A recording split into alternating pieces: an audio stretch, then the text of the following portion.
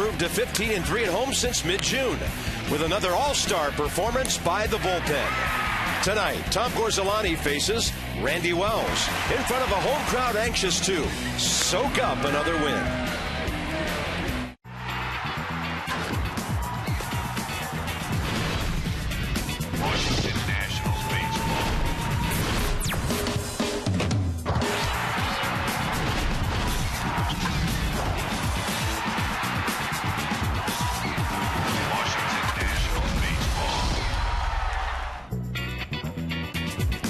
It's another muggy night, warm night at the ballpark for Nats baseball. Game 3, trying to take 3 in a row against those guys from Chicago, and even he's outnumbered the way the Nats are going right now. Bob Carpenter, F.P. Santangelo, who evidently must have been around back in the 50s when we liked Ike, because you like Mike. Vote for Michael Morris. I like Mike. I'm wearing the pin tonight. I made it myself, as you could probably tell. And there are T-shirts around the ballpark as well. Let's talk about the bullpen. They probably deserve a T-shirt of their own. In this series, nearly 8 innings of 5-hit scoreless relief. Yeah, we always talk about the bullpen when they have a lead, and they've been fantastic this year. But what I've been very impressed with is how they pitch with a deficit, keeping the deficit right where it is and giving their team a chance to win the game. But when you talk about these guys, and the batting average against Clippard, 155, Storn, 195, Henry Rodriguez, 206, Ryan Matthews, 184. So they don't give up too many hits. They've done a great job all season long, and when your offense isn't where you want it to be, they've allowed them to win a lot of games. Better they pitch, the better the defense is behind them. So look at that. Almost untouchable to one-run games. When the Nats win, they are untouchable, and at home, lights out for visiting teams. Tom Gorzolani gets the call tonight, showing us some surprising strikeout stuff his last few times. Yeah, he's got that sneaky fastball. He's been featuring it up and away to right. He's 90, 91 miles an hour. He's been getting a lot of swing throughs. But the Nats have been shut out in 3 of 6 Gorzolani losses this year. The 2.76 runs of support, if he would have had enough innings to qualify, would be the 3rd lowest in the National League. So get this guy some runs tonight. And he pitched against his former teammates, the Pirates. 7 innings, 6 hits, no earned runs, 8 strikeouts in that walk, and a 2-1 Nats win. Tonight he sees more ex-teammates, the Cubbies from Chi-Town.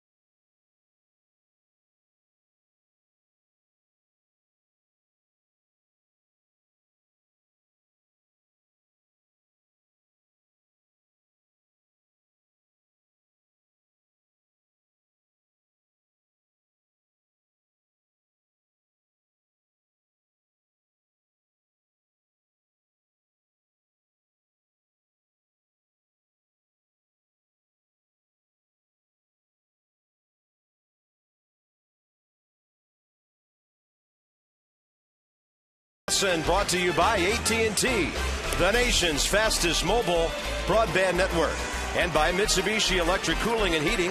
To find a Mitsubishi dealer near you, visit MitsubishiComfort.com. Interesting day in our nation's capital. Some rain this morning, cloudy all day, sun broke through, and it's a sizzler on a Wednesday night, Game 3. 88 degrees. Visit Train.com for an independent Train comfort specialist dealer near you. It's hard to stop a Train. Hard to stop the Nets.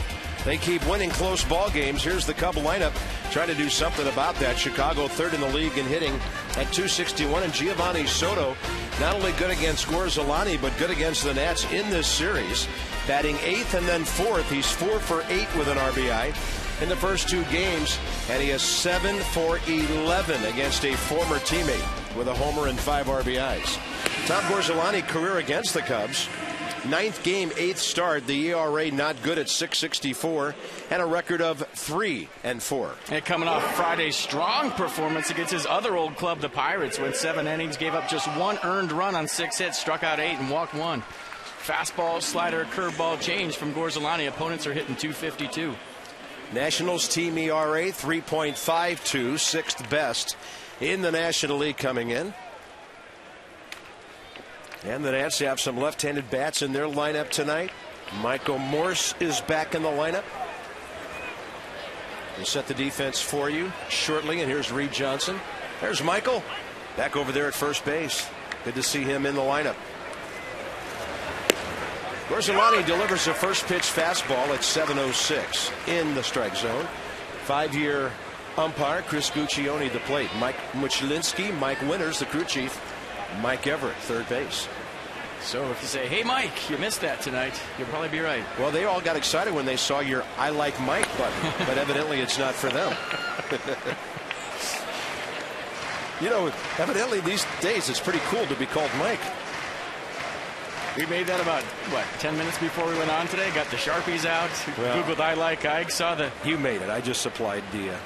Saw the buttons they wore for that campaign. We made it, slapped it on the jacket, and you can probably tell.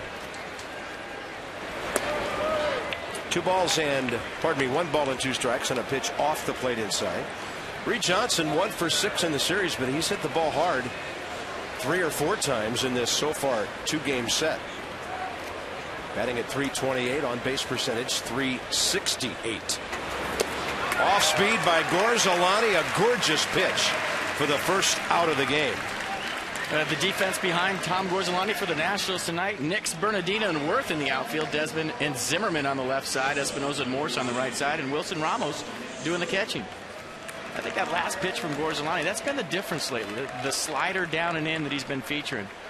He's been throwing it about 20% of the time, but it's just the break on it. He's been getting a lot of strikeouts with that against right-handed hitters. Fastball away and slider in.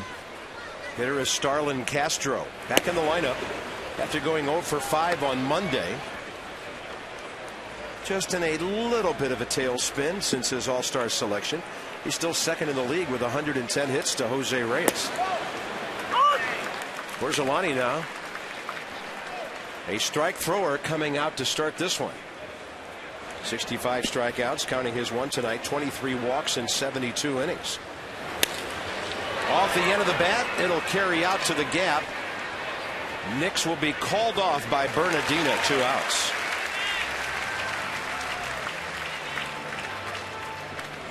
Look at this, 14 of 17 at home for the Nats since May 31st. 15 pitchers have a win, tied for the most in baseball. The Cubs bullpen, a vast improvement.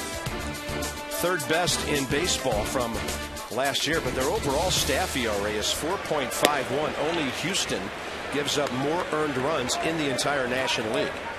Pretty good chance that if you went to a home game here, you went home happy. Here's the National League Player of the Week, Aramis Ramirez. And over the last 2 weeks, he's at .396. 3 for 8 with a monstrous home run here last night. He's driven in 2 and scored 3 runs in this series.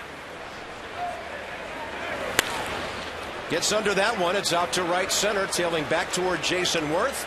And now Bernardino will take charge and call him off. And a really good start to the night for former Cub Gorzolani.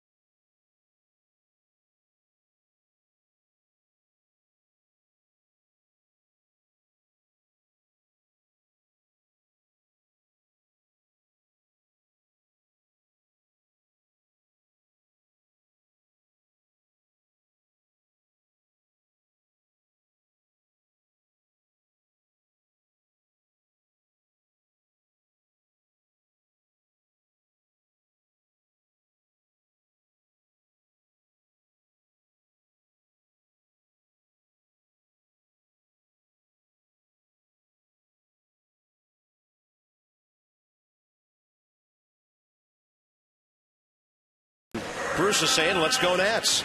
Their lineup packaged by the UPS store. We love logistics. Michael Morse back in the lineup. 13 homers, leads the National League since May 23rd, even though he's missed most of the last week or so. But he's back in there, 0 for 1 in this series. Got an AB last night. And when asked today why Jason Worth is batting 6th, Davey Johnson said because there's a 300 hitter in front of him. Why not? That's Michael Morse. Here's Randy Wells. 1-1 career, high ERA in 2 starts against the Nats. And a guy who's been a little hittable lately. And last time out, gave up a season high 6 runs on 8 hits, 1 home run, 2 walks. He struck out 4 and 6 in the third. He is 0-1 with an 8.36 ERA in 3 road starts this season. Fastball, slider, change from Wells. Roger Bernardino swinging the bat really well last night. He had 3 shots to right and 1 to second base. Only had 1 out of 4 to show for it. But getting around the ball and hitting it with authority. He'll take low 87 to even the count. Roger this year hitting .333 in this ballpark, despite going only 1 for 9 in this series. Good take, gets the count in his favor.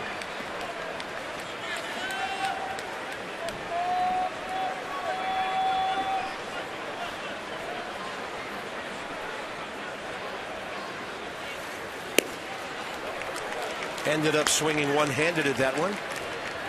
A couple of good 2-seam fastballs from Wells to start this thing up. Ball moving down, moving away, sharp. Bernardino up the middle. Over behind the bag, Castro got to hurry. Safe at first. And the Nationals steal another base hit with these speedy runners of theirs. Oh, we saw it last night with Aramis Ramirez at third base, a double play ball that he double clutched, and with Starlin Castro right there, you see there was just a little bobble, and that's all it takes with the speed of Roger Bernardino. Chops the ball off the plate, and we like it when Roger hits the ball on the ground. You see him feeling for the baseball right there, trying to get a grip. That little extra step allowed Bernardino to beat it out. And look at the heat rolling down the first baseline. Wow. That's not even close. Danny Espinosa's next. In this series, Danny's been on base 5 times. 3 hits, a walk, hit by a pitch. Bernardino is off and running. It's a changeup, and he is in there. Roger Bernardino, 12 out of 13 this year. And the Nats steal their 72nd of the year. Wasted no time. Turning that extra step from Castro into a double. Bernardino with a good jump, and the only question was is whether he'd slide past the base. You see him hook the base with his foot, and he was going so fast.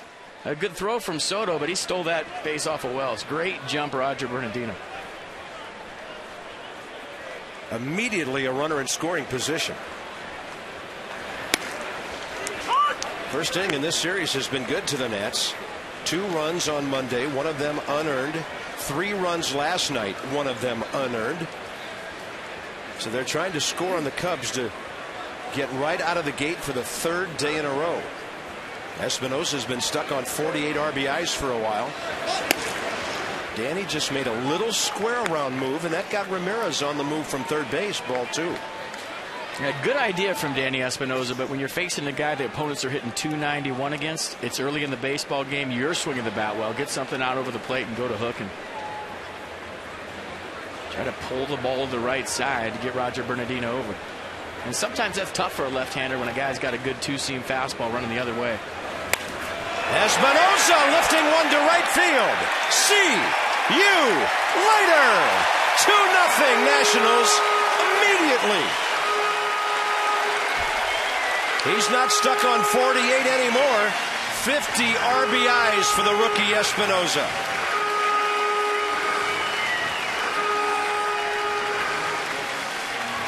16th home run of the year, and that was a blast. He bunted that one all right. He bunted it in the bullpen. Look at that swing.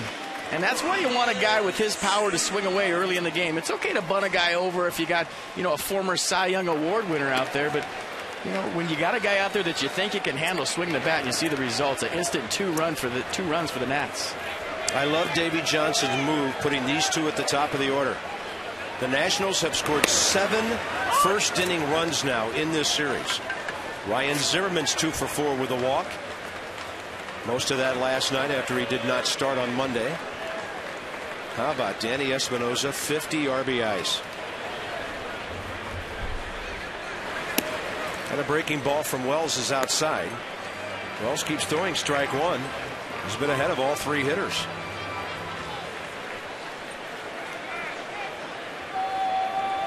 That's 80 homers for the Nats this year. Zimmerman rocks one to the gap in right center. That's going to the scoreboard. And now the Nats have nearly hit for the cycle with their first 3 hitters.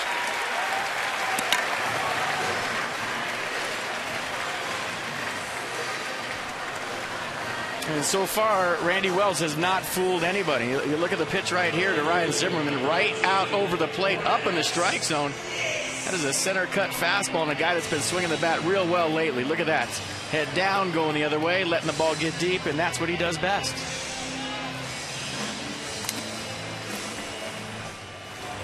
Ryan Zimmerman now 2 for 6 career against Wells. Lance Nix is 2 for 11 against him. And in this series, Lance has done some damage. 3 hits, 3 RBIs, and a walk. Targets in. Breaking ball drops in. How about that? 3 batters and 7 total bases already for the ball club. It's deja vu all over again. They did it last night. We thought it was the rally first lady. She's not even here tonight, and they got 3 hits. Lance Nix will pull that ball. That is just foul. Would have been a good result if fair for the Nats, as Zimmerman was heading for third base. The defense tonight for the Cubs, and they've already got a lot of work in. Soriano, Bird, and Johnson in the outfield. Castro and Ramirez on the left side. Barney and Pena on the right side, and Giovanni Soto doing the catching. It all started with that ground ball to shortstop, Roger Bernardino. It just goes to show you how much pressure you put on a defense to be perfect. When you're that fast, you have that much speed, and you hit the ball on the ground. And that wasn't a bad play by Starlin Castro. It's all he did was reach a couple of times in his glove to get the baseball. That's all it took. You don't get the right grip, you go back in, and it was just very short. But that's all it took for Bernardino to be safe, and you see the rest. 0-2 to Nix. Wells goes right after him and just misses inside.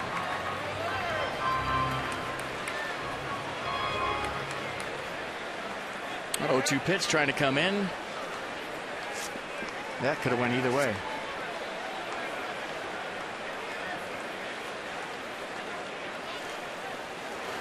Nix will strike out. 82 miles an hour for the first out. Hollywood Casino Charlestown Races. They bring us tonight a 70 homer 70 steal list where the Nats are right behind 3 American League ball clubs. Look at that, the only National League club among those 5. Action-packed table games, red hot slots, Hollywood Casino Charlestown Races, West Virginia. That is so cool for the Nats to be the only NL team on that power and speed list. I mean, you look at all the stats we're throwing up there, all the numbers, the home record, the pitching staff. I mean, every time we put one of those up there, they're with the big boys, and I think that's kind of telling you what kind of team the Nationals have this season. Bob, you and I were talking before the game. They would be 4 games out in the NL West. They'd be 3 out in the NL Central. The AL Central, they'd be 2.5 out. The AL West, they'd be 2 games out of first place. Yeah. I mean, obviously they're playing the toughest division in baseball, but it just gives you an idea of how good this team has played so far this year. Michael Morse hits it hard. Zimmerman over to third as Castro goes backhand and throws out Michael Morse. Everybody did everything right on that play. Ryan Zimmerman able to advance even though the ball was hit in front of him.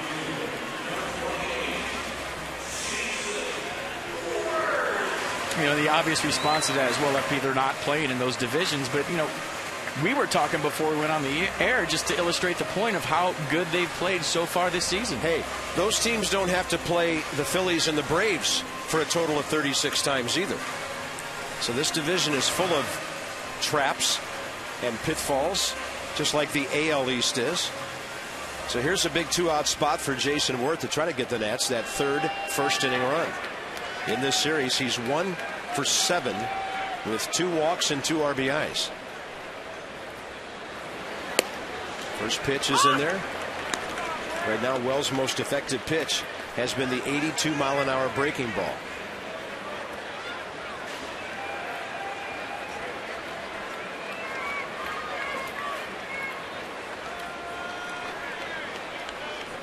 Target away. It's well out there.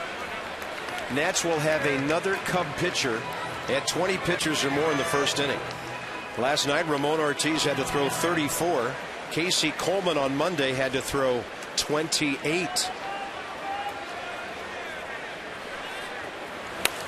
Worth out of play, right side, strike two. And on the other side of the coin, I've been on teams where if you fall behind early, it feels like you're playing uphill every single night. And that can wear on you as a manager, as a ball club, as an offense, because a lot of times you change what you would have normally done in a close ball game because you're playing from behind every single night. So maybe the spot where you think you might hit and run, you don't. And the spot where you think you might steal, you don't. You have to change the way you play offensively because you're behind in the baseball game every single night.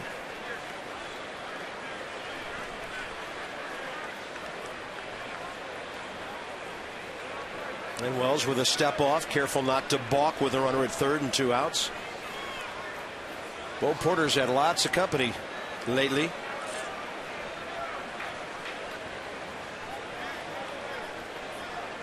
And a 1-2 to Worth. Goes with a fastball, 88. Randy Wells' career record, 21-27, his 68th career start.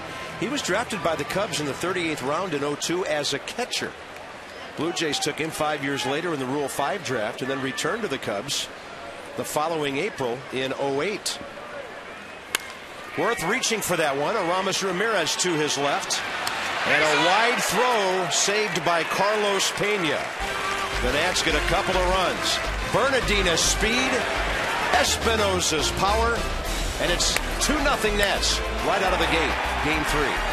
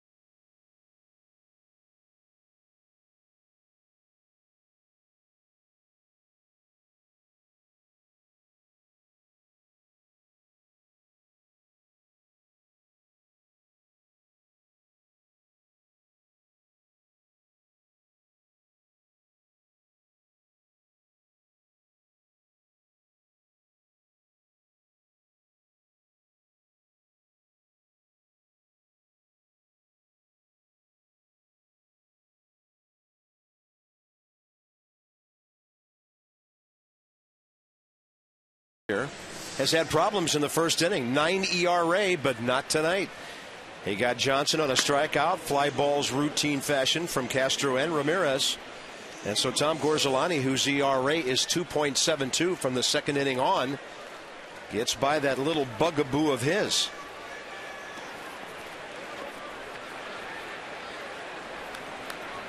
He'll face Giovanni Soto, Carlos Pena, and Marlon Byrd. Right, left, right for the Cubs. Second inning. How about instead of vote for Mike, vote for the right side of the infield? Just everybody right in the right side of the infield tonight for the All-Star game. I mean, come on. Look at those two. That's one of the best right sides in infield in baseball so far this season, the first half. Gorzolani gets ahead of Soto, then tries to buzz him with a fastball, missing inside. Giovanni Soto hitting only .230, but he's 4 for 8 in this series. And he has clubbed Gorzolani around, as we told you earlier, 7 for 11. Tom goes change up away and misses 2-1.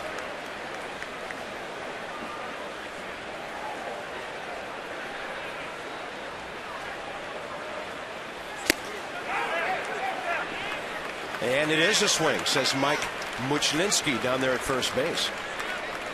You make the call. Looked like he did originally. Let's check out the replay. Did he go?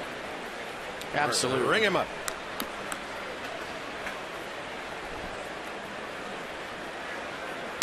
Backdoor breaking ball, and Giovanni Soto is just one of those guys for Tom Gorzolani.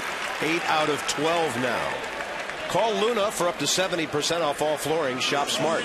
Shop Luna 877-241-LUNA. Most home runs since the 16th of June. And Carlos Pena, who has 17 total on the year, teaming up with Aramis Ramirez, who for his total has 13. Those young Atlanta Braves with Freddie Freeman and Brian McCann, the all-star, down at the bottom of that list.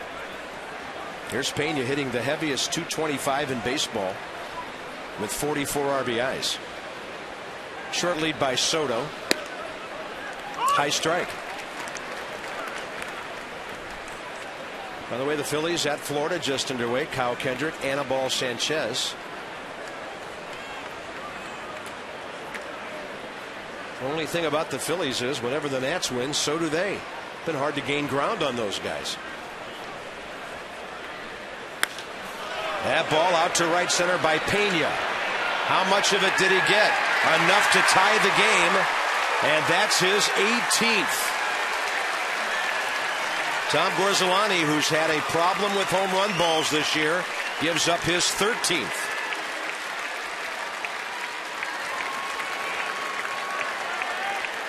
And just like that, you can start this one all over again.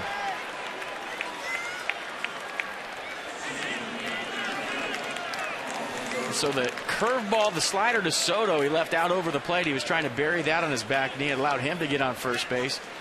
And Pena was looking to do some damage, and he did. Yeah, it was interesting. As we looked at the lineup, we're like, oh, man, look at all these right-handed bats. Then the lefty hits one out of the park. And a good lefty at that. Here's Marlon Byrd, who's 2 for 3 career against Gorzolani. That was Pena's second hit against Tom in 4 career at-bats. Serious jamage there. Espinosa broke back. Then he grabs the little flare on the infield for the first out. Next up, Alfonso Soriano.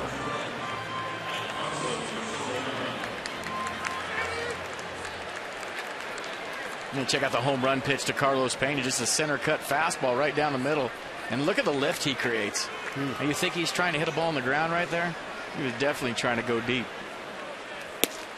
Gorzolani gets a good fastball to the outside corner against Alfonso Soriano, who has 1 hit in this series. The single that fell in Monday for 2 runs under the cloudy skies. No swing, and the count's even.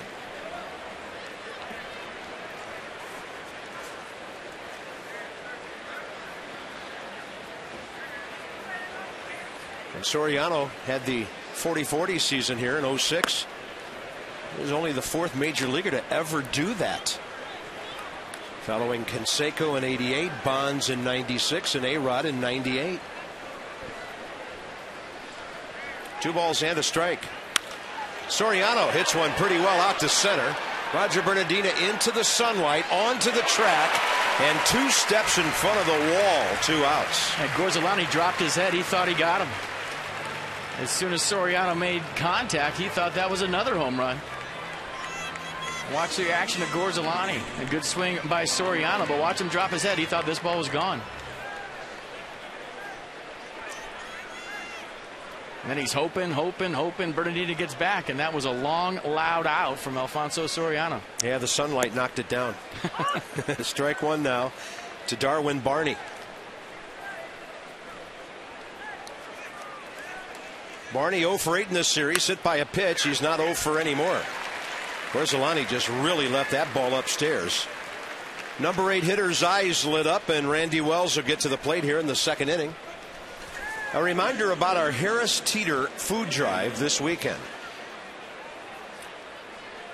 Saturday and Sunday, bring non-perishable food items to the ballpark, and you'll receive 2 tickets to a future game. All donations benefit the Capital Area Food Bank. Stop by nationals.com on your computer/tickets to find out more. There's Randy Wells. Foul tip, he goes up hacking. He's 2 for 12 this year and a respectable 180 career hitter. Hey, we told you he was an ex-catcher. That's how they drafted him.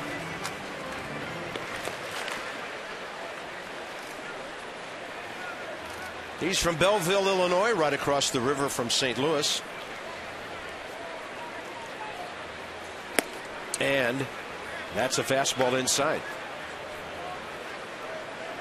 Grew up a Cardinals fan. I wonder how that's going over in the family. Yeah, I know who they're rooting for whenever he pitches against them. That's a big breaking ball. It's interesting because Chicago is so far upstate, but St. Louis has a lot of Illinois fans that live, some of them 200, 300, 400 miles south of Chicago, but they're still in Illinois.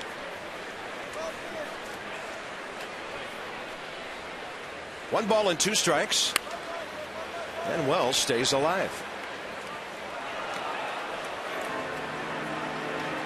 I think Brian Dahlbach of the Nationals organization working down there at Potomac. He's from Belleville. Same town as Randy Wells.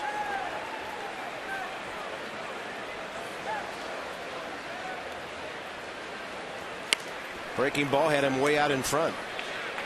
Ivan De Jesus used to pick him pretty well as an infielder, and he grabbed that one. Cubs third base coach. Yeah, he's telling those guys, I'm paying attention, you're not. I still got it, and you don't.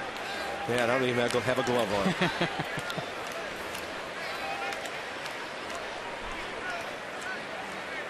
One ball and 2 strikes. And Gorzolani forced to throw a bunch of extra pitches here because the number 8 man got a base hit. He threw 10 pitches in the first inning, and he's thrown 21 more here. And good at bat from Randy Wells. He's making him fire some bullets. Sure. Locked him up on a breaking ball.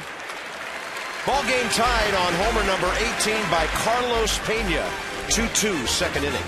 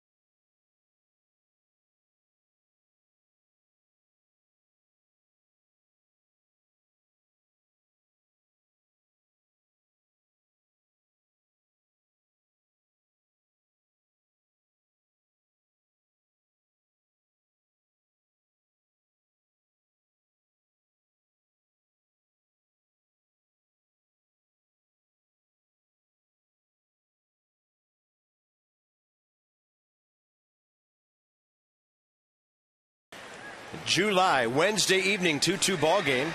Visit AFCEA.org, the Association for IT Pros, with our sideline report. Debbie.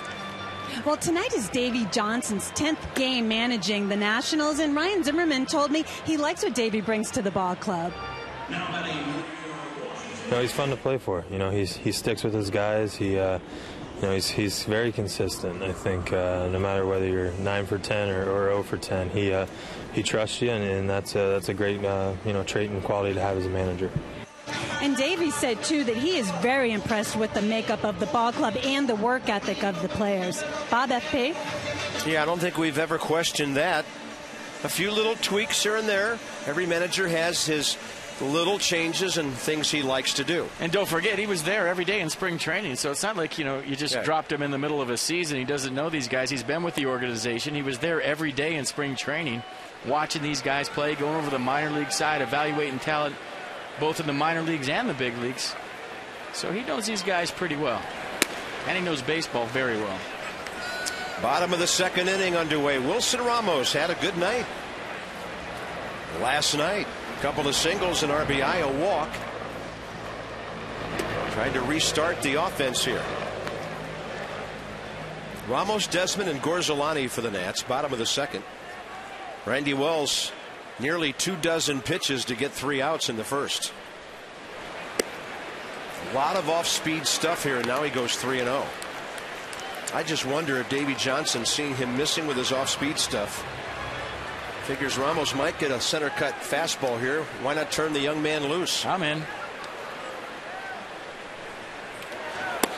If you and I had anything to say about this, every time they'd look up to the booth, there would be one of those traffic lights colored green just blazing, because we never take a guy out. Everybody be swinging 3-0. Everybody be stealing every pitch. It'd be run till they tag you offense. Yeah. It'd be just mayhem every single night. We would only run ourselves out of 2 or 3 innings per night. Well, that's why we wear ties and makeup. Sit 5,000 feet above the game. Ramos off to the right.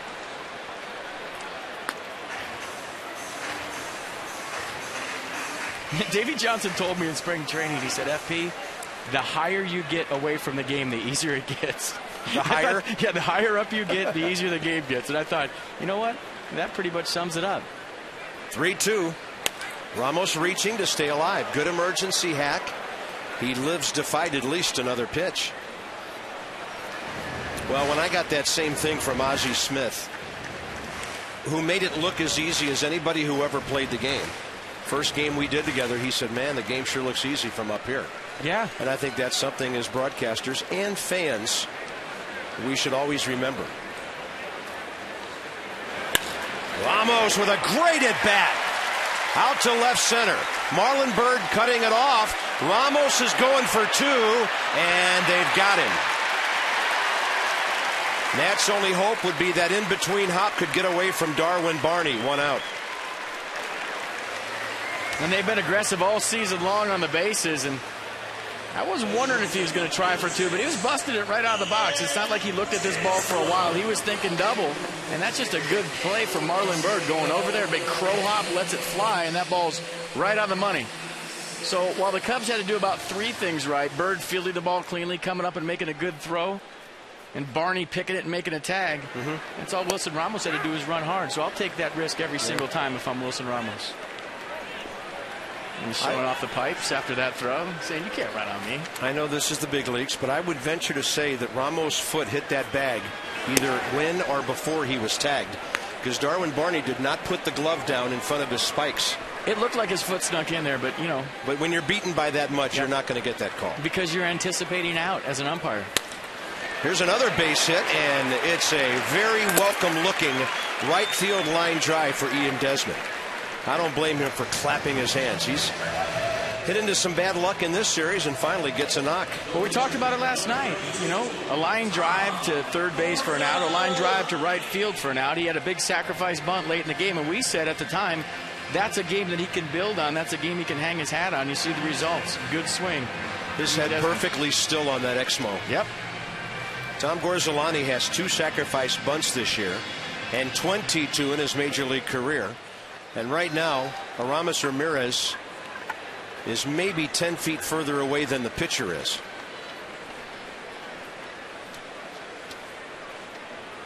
Desmond, of course, one of the best running threats in the league. 20 out of 23. It's just lately Ian hasn't collected enough base hits to really keep that running game going. He is 5th in the league still with 20 steals.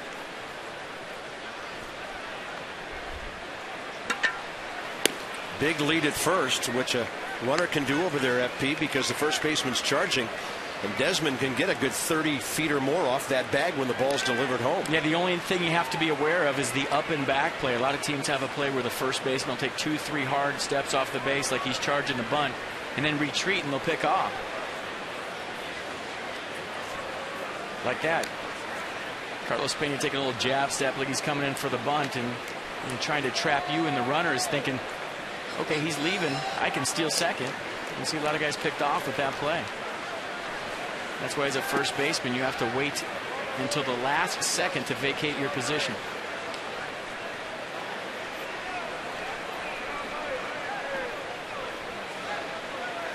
Orsolani deadens that ball beautifully. Desmond easily to second base. 1-4 on the sacrifice.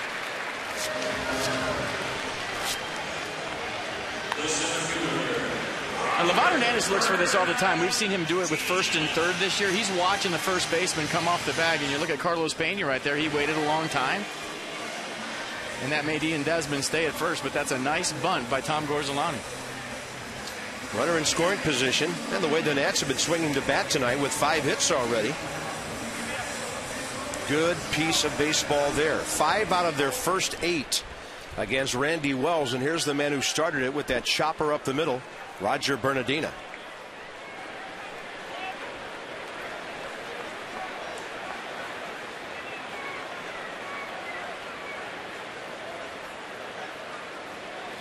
Something to keep an eye on here. If Roger Bernardina would happen to hit another tweener on the infield for an infield hit, keep your eye on Ian Desmond rounding third. These guys love to push it, and on an infield hit, he could come all the way around and try to score. He should. If you're working hard at second base and you have any kind of speed, a close play at first, you just keep running with 2 outs. I used to do it all the time, and you just wait for that one time when the guy is safe at first, and then everybody says, oh, it's such a heads-up play. But very rarely are you lucky enough to be working that hard at second base, making a good turn at third to where the guy's safe at first and you score. Well, Bernardina up to 340 at home now after that first inning base hit, but it's 0-2 here.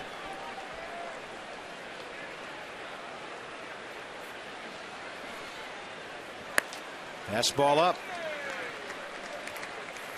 John Mayberry's hit his 4th homer of the year in Florida. The Phillies lead 2-0, 3rd inning there.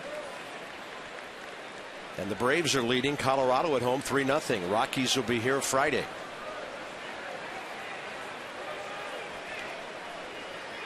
Bernardina swings through one off speed. Nats had 2 singles, lost a runner, and could not score. It's a tie game into the 3rd inning here at beautiful Nationals Park.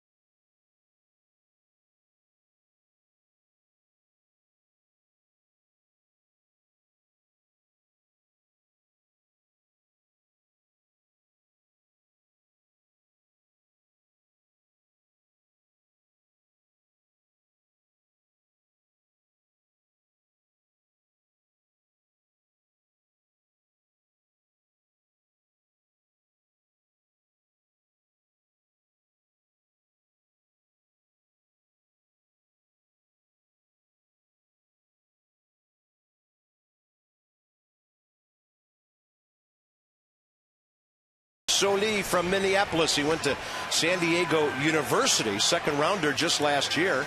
Just pitching a couple of games for 4 innings last year at Hagerstown. He made his Potomac High A debut last night and did quite well. 3-1. ERA needs to come down a little bit. But last year, he only got those 4 innings in after signing. And that's our PNC minor league report. Solutions that help you achieve your financial goals. PNC, for the achiever in you. And in case you're wondering, Bryce Harper went 0 for 4 last night in Harrisburg against Erie. Had an RBI, but he had 2 outfield assists, Bob. He threw out Bishop at second base and Douglas at second base. Yeah. And you know as well as I do, those 2 guys can run. You just don't throw out Bishop and Douglas in the same game very often. Not very often. Just goes to show you what kind of arm Bryce Harper has. Top of the 3rd inning. Hey, but, no hits, but he drove in a run and maybe prevented a couple more.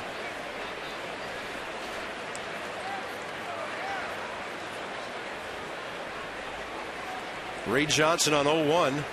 He jacks one to left field. That guy's a good hitter. He's only 2 for 8 in this series, but he's hit the ball hard about 6 times. He's aboard for the Cubs. Lead run, top of the 3rd. All right, I'm back. I had to regroup after that last discussion. That is a good swing by Reed Johnson. He's been squaring up a lot of balls in this series, like you just said.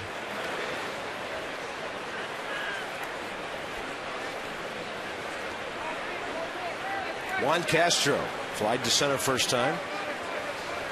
Pardon me, Starlin Castro. You Cub fans can pick yourself up off the floor now. How to play right side. Going to the All-Star game. Hey, this kid's no fluke. They called him up last year, May 7th, after he hit .376 at Double-A in Tennessee. He had 20 RBIs. And then he hit .300 for the Cubbies in 125 games, 463 at bats, 31 doubles, 5 triples.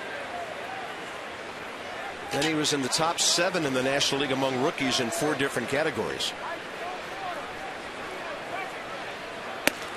And he's not a small kid. This isn't some little shortstop. He's 6 foot 190. He's not as tall as Hanley Ramirez, but he sort of reminds me that frame that's got a lot of room for growth on it. And some extra weight and power like Hanley was when we first saw him in 06. Yeah, check back in 5 years and see what kind of body Starlin Castro has. Yeah. Guarantee that's a great comparison. He's got some of the same mannerisms. That's a breaking ball low and inside, 1-2.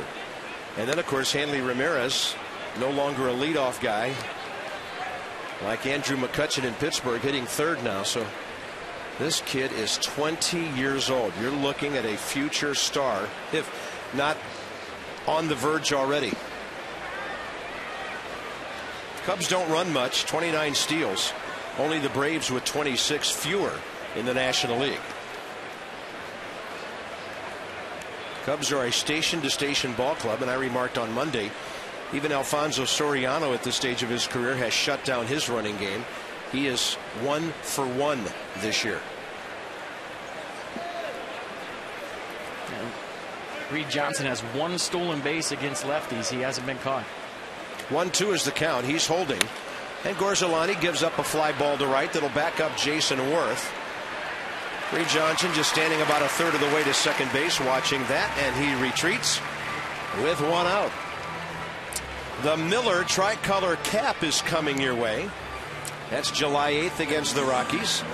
That'll be Friday night. First 10,000 fans 21 and up receive the tricolor cap from our friends at Miller Lite. Tickets start at $10 for that game. Nationals.com/tickets. Come on out and see Troy Tulowitzki, Todd Hilton, and always a hard-hitting bunch of Colorado Rockies.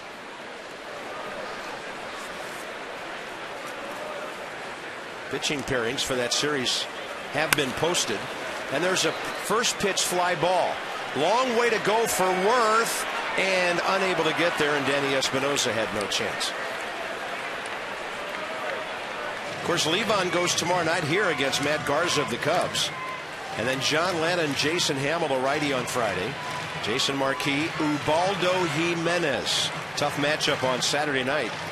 And make a note of it, that is a 7:05 game. So there are your 2 starters to start that series. And then Sunday at 1:35, Jordan Zimmerman and Julie Chassin. Ubaldo Jimenez hasn't been the same Ubaldo Jimenez this year. He's 3-8 with a 4.39 ERA in 16 starts. They didn't flame him out, did they? I mean, that kid's pitched a lot of innings the last couple of years. And pitchers do tend to overthrow in Colorado some. Remember when Mike Hampton signed that unbelievable contract with the Rockies? He went up there and found out that his breaking ball didn't break very much and his changeup kind of sat around. And the same thing happened with the breaking ball to Darryl Kyle, the late Darryl Kyle, who had gone there previous to that. It's a different kind of place. Well, I think the humidors helped. When you talk to pitchers that pitch in Colorado nowadays, the balls are more moist. They're not as dry. You can get a better grip on your off speed. And I think that's a complaint of a lot of guys that pitch in spring training in Arizona. Their breaking ball doesn't break because they can't really grip the baseball. Very dry baseball. So when you talk about the humidor, it's had an effect on the off speed in Colorado to where guys are actually throwing good curveballs and good sliders now. Back in the day in the 90s when they didn't have that, the curveballs didn't curve and the sliders didn't slide. They just kind of rolled in there, and I think that was the big difference about playing in that ballpark, other than, you know, the obvious reasons that the ball carries at a mile high. Another pitcher who had problems up there was Denny Nagel, who was about as good as anybody in the National League before he went there. 1 ball and 2 strikes to Ramirez. Looking dangerous lately. Lifting one deep to left center. Bernardina is right there, up against the wall. 2 outs. Cubs are putting on a display of power here, but so far all but 1 have stayed in the yard. I mean, that's a guy you probably want to avoid the rest of this series. One of the hottest hitters in baseball, like you said, Bob, just named National League Player of the Week. And you see him talking to the baseball right there. As soon as he made contact, he's saying go. And at Wrigley Field, where that ball's caught 390 feet away, that's about 8 rows into the bleachers. Wrigley Field is deep down the lines, which a lot of people forget, but the gaps are unbelievably cozy. So they've hit a couple of balls that are not home runs in this very fair ballpark tonight. Let's see if Gorzolani can get out Soto, who's been his nemesis. Soto singled right in front of the Carlos Pena homer last inning, and he's now 8 for 12 career against Tom Gorzolani.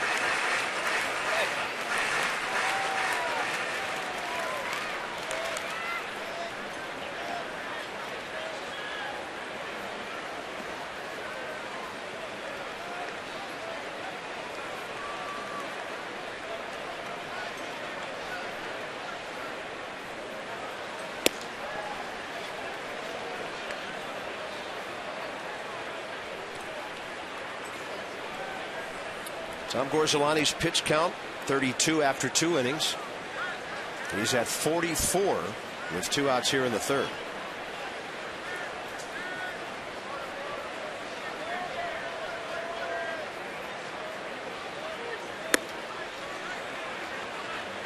I still think you have to be careful to Giovanni Soto right here. He came into tonight's game hitting .313 against left-handers with 3 home runs. You got a left-hander on deck. Obviously, Carlos Pena hit a home run his first time up, but he came into tonight hitting just .088 against left-handers on the season. He was batting 8th on Monday. He's been cleanup the last 2 nights because of that good production. With a base hit tonight, as the graphic told you, now in 5 of 9 against the Nats. The Cubs are the 3rd best batting average team in the National League, starting tonight at .261. St. Louis 269. They got Pujols back tonight, and the Mets are at 264 with their recent surge. Runner goes, good jump, off speed pitch. Ramos had no shot, and Danny Espinosa with that snap tag did make it close. A good throw by Wilson Ramos. You saw the jump of Reed Johnson. I didn't think it was going to be this close. You got a good pitch to go on, an off-speed pitch. That'll give you an extra half step. And you look at Espinosa on the backside trying to tag the shoulder of Reed Johnson, but that was not an easy pitch to throw on. And it looks like he got him on the helmet. Tough pitch for Ramos, too, because it was right behind the hitter. 3-2 now with Pena on deck. Gorzolani with a breaking ball that Soto fouls off to the right. Expo knows all. Let's check it out. You see Espinosa once again on the backside of the base. He's trying to sweep the tag. Did he get him on the helmet? Yes. Before he got there. Oh, man. Mike Winters didn't see the first tag. He might have assumed the runner was safe because the throw was coming late. Soto to center. Bernardina racing back. He's got it. That little corner out there is almost 410 feet away. Roger Bernardini and the fence are becoming fast friends tonight.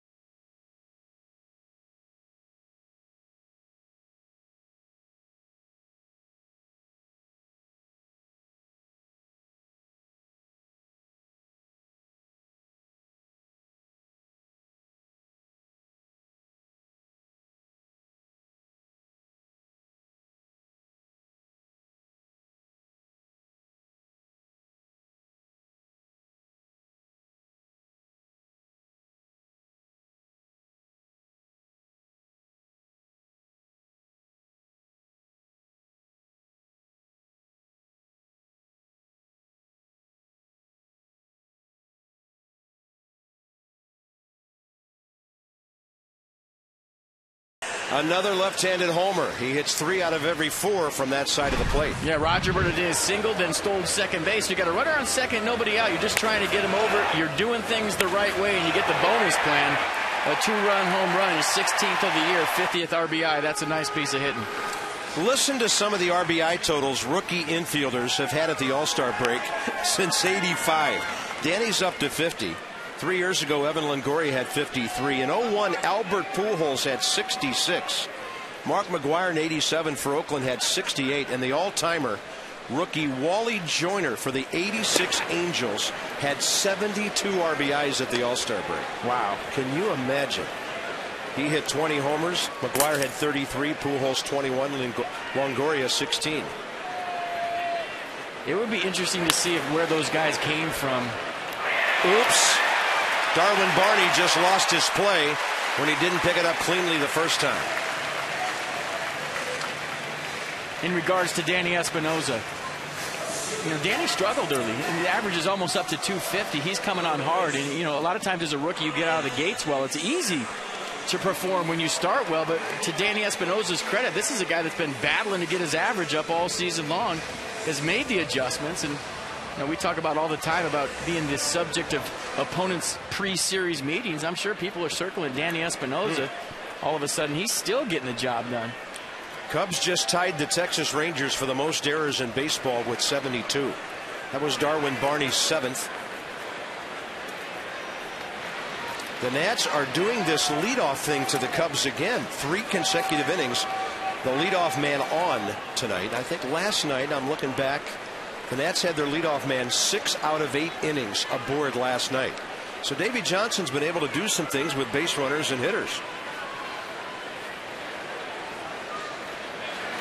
And thanks to the Cub defense, they haven't all been hits, and thanks to their pitching staff, some of them have been walks. I'll take a team that pitches and plays defense and that might be a little offensively challenged over a team that doesn't catch the ball any day. It kills you. It just kills you. It does. It takes your heartbeat away as a ball club when you don't make plays. It's ugly. He's going. Zimmerman's taking, and that throw is late. Danny Espinosa swiping one. That's his 10th. So Espinosa and Bernardini have combined for 22 steals this year, and they've also combined for 21 home runs. And Danny Espinosa might have ate a little cleat in his gut. Let's check it out. The end of this play. Great jump by Espinosa. You see the speed. The very end of that, he might have got a knee in the midsection. Let's check it out. Blocking the bag right there. Yeah. And it looks like Barney has a knee brace on the inside of his left pants leg. Is that his left shoulder, maybe? Left shoulder, left thigh, and let's hope he's okay. And he's trying to loosen up that left shoulder right now, and it does not feel good, and the Nationals can't afford to lose that guy. Dangerous things when you go in head first. Now look at this shot from behind. Look at Barney's left leg. He's got a big heavy knee brace inside that pants leg on. He does, and he's dropping a knee right there, and you talk about it all the time, partner. You throw some cleats in there, they won't do that anymore. Right. But when you grow up sliding one way, it's hard to change. You do everything head first like Danny Espinosa. That's the kind of player he is. He's a head first kind of guy. Whew, they're feeling that collarbone area. Danny doesn't want to come out. Mike McGowan out there with Davey Johnson. Hush falls over the crowd, now turning to applause.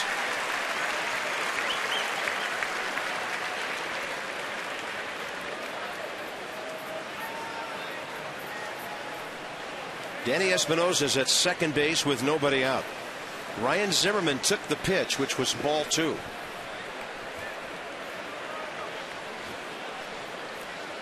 Ryan with a solid double to the scoreboard, right center first time.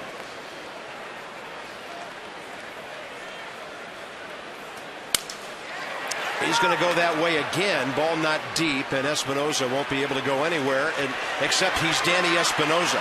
How about that? There aren't many base runners who do that. So he must be feeling okay, and my apologies. He fooled me.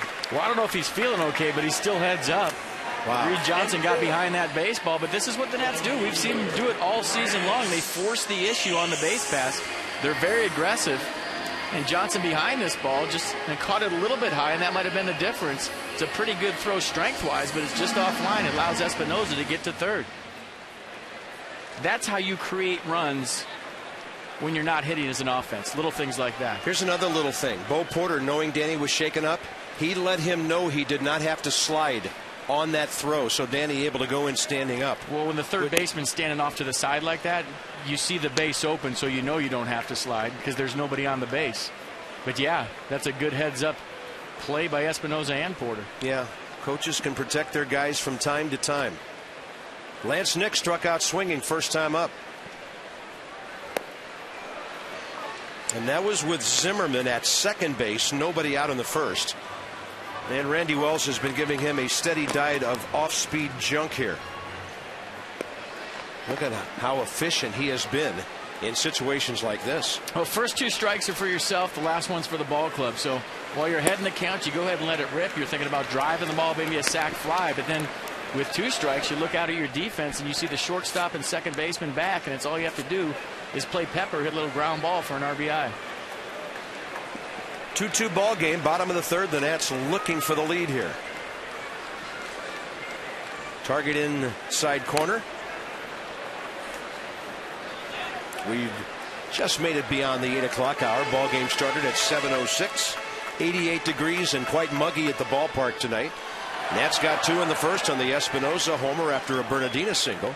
Cubs tied it in the second on a Carlos Pena homer after a Giovanni Soto single. 2-4-1 Cubs, 2-5-0 Nats. And Nick strikes out again. He's 2 for 13 career against Randy Wells. So we know Lance likes guys who are not soft tossers. Yeah, it's been a change up a couple of times for Lance Nix. Pretty good ones. Up to Michael Morse with 2 outs now. Michael hit the ball sharply up the middle, but Castro went to get it first time up.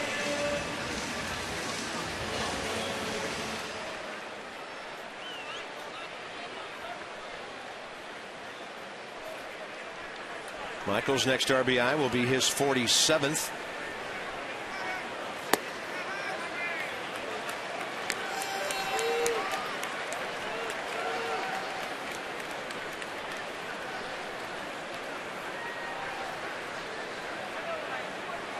Playing right out of his uniform. Breaking ball smothered by Soto, and Espinosa had come about 20 feet down the line.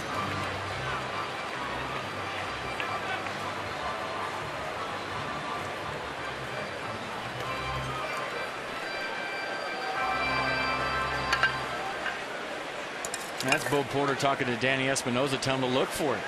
Look for that changeup in the dirt. Look for that slider in the dirt. Be ready for it. Anticipate it. On a pitch up, Morse inside out swing, and that's right at Reed Johnson. So the Nats got the leadoff man aboard, stranding their fourth runner of the night in a 2-2 game.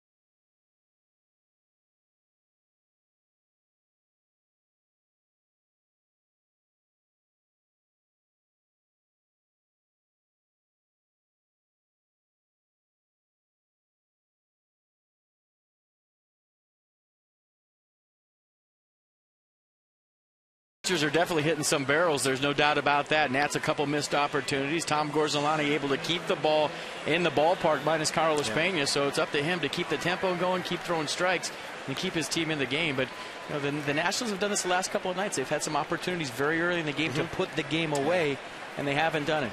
I'm counting now 9 of their last 11 innings. The Nats have had the leadoff man aboard.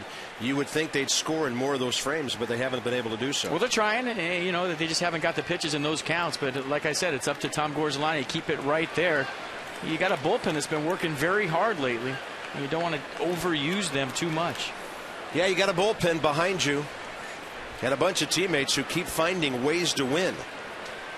There's Carlos Pena leading off the fourth. The Nats play a shift with Espinosa about 40 feet out into right field. They couldn't do that the first time because Soto was aboard, but Pena erased all of that by hitting one over the scoreboard to tie the game. Pena in this series 4 for 9. It's amazing this guy's production for the batting averages he's been racking up. It's one of the reasons he's no longer a Tampa Bay Ray. Hit 196 there last year, but he drove in 84 runs. The year before that, 227. He drove in 100. He's hitting 271 against right-handers, though. It's lefties that are giving him troubles. 088 coming in today's game, and you look at his first at-bat. He's got the aluminum baseball grip on his bat, and that's an aluminum baseball swing because that ball was tattooed. So lefties have been the nemesis of Carlos Pena this season. Big swing, but he was way out ahead of an off-speed Gorzolani breaking ball. His best season in Tampa Bay 4 years ago. He hit 282 with 46 home runs, and he drove in 121. You look at that grip right there. That's the old tennis racket grip, the one you put on aluminum bats. And he's got it on his wood bat, and it's just a feel thing. Now, it didn't help him there. Gorzolani gets his third strikeout tonight. Here's the fastball away, the 2-2 pitch from Gorzolani, and pitch track had it as a strike. And Carlos Pena just pulled off it. He's got that pull swing, and anything on the outer half, left on left, he has trouble with. Kinetic North America with a pitch track, providing world-class technology to our national and homeland security customers. Marlon Byrd next. First pitch to Hopper Desmond. Ball had a little English on it. Ian handles it. 2 down. Gorzelani has had 1 in-order inning, the first. Alfonso Soriano stands in the way. A tricky little in-between hop for Ian Desmond. He made that play look very easy.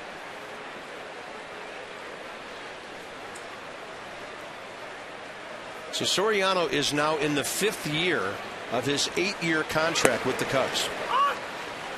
So he will be 38 years of age in the final season of that deal, commencing in 07.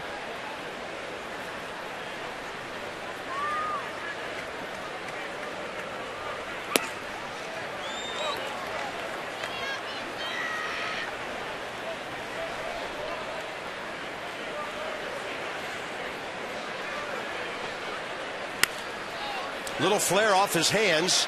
Desmond chasing but can't get there. Alfonso Soriano, second hit in 9 at-bats in this series. Nationals have really handled him well. We used to call that a thing right there, short for a beautiful thing. When you're playing at the highest level and guys are stealing base hits from you every night, you'll take them any way you can get them. Off the end of the bat, jam, swinging bunts, doesn't matter. It's a line drive in the book. Number 8 man, Darwin Barney. And out Gorzelani would dearly love to get with a pitcher on deck. Couldn't do it in the second. Barney kept the inning alive. Tom had to strike out Randy Wells to end the inning. It cost him probably about 8 pitches.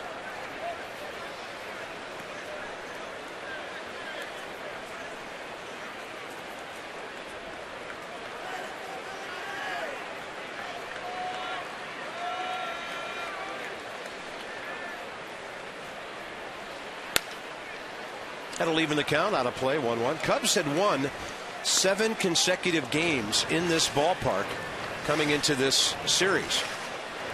A 4-game sweep 2 years ago and then 3 last year. There's our old buddy Pat Listash, bench coach for Mike Quaddy. Pat, a very popular third base coach here in DC for a couple of years. Many feel he is a future manager. 2 balls and 1 strike. He's one of the great gentlemen we've ever had in this organization. And a tremendous competitor. Oh, yeah. Oh, we loved showing the clip where he charged the mound and went after Dibble one night. It didn't turn out too well for either of them. Soriano's picked off. Morse throws, and that is a 1-3-6. Ending the top of the 4th inning. Tom Gorzelani helping himself with a nice pickoff move.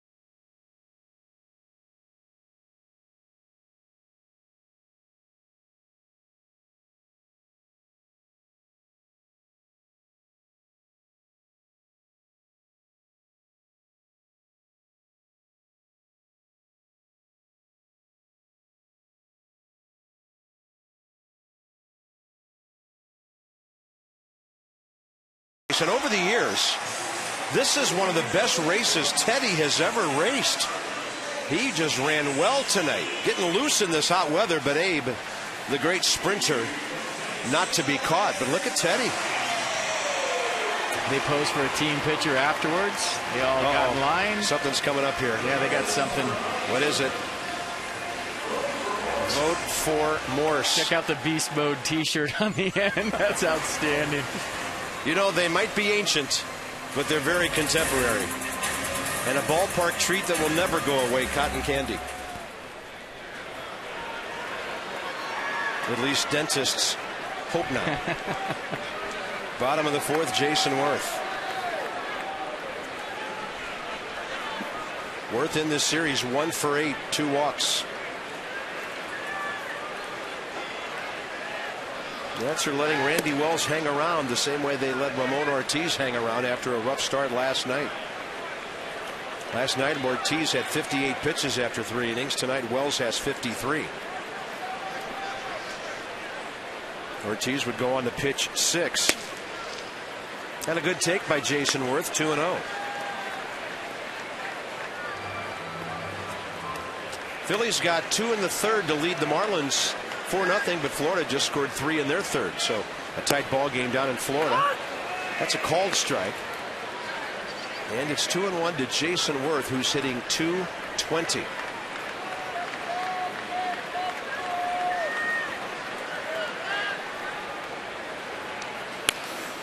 Chipper Jones has hit his 8th of the year. The Braves at home lead the Rockies 5-0.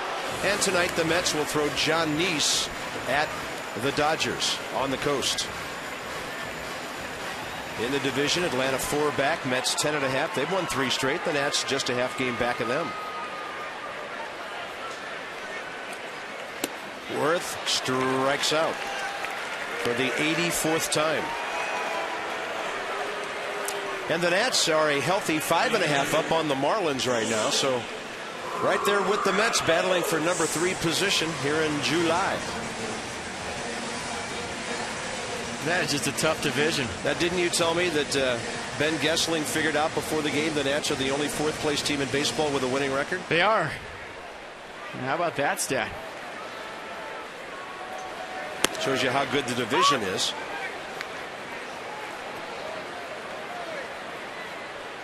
And they've played 32 games in their own division.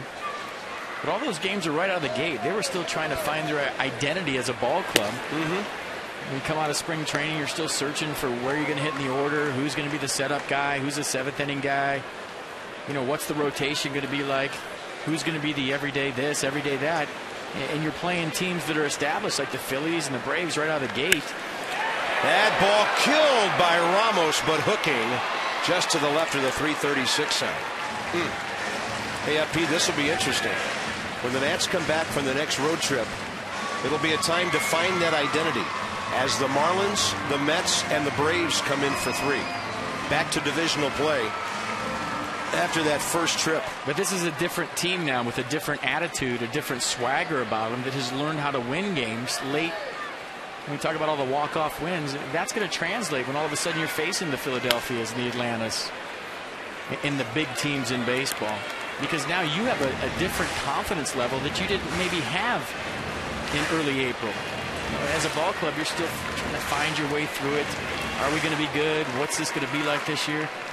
Well, now when you play these teams, you got a little ammo to go up against them with. 1-2 to Ramos, who already has a base hit tonight.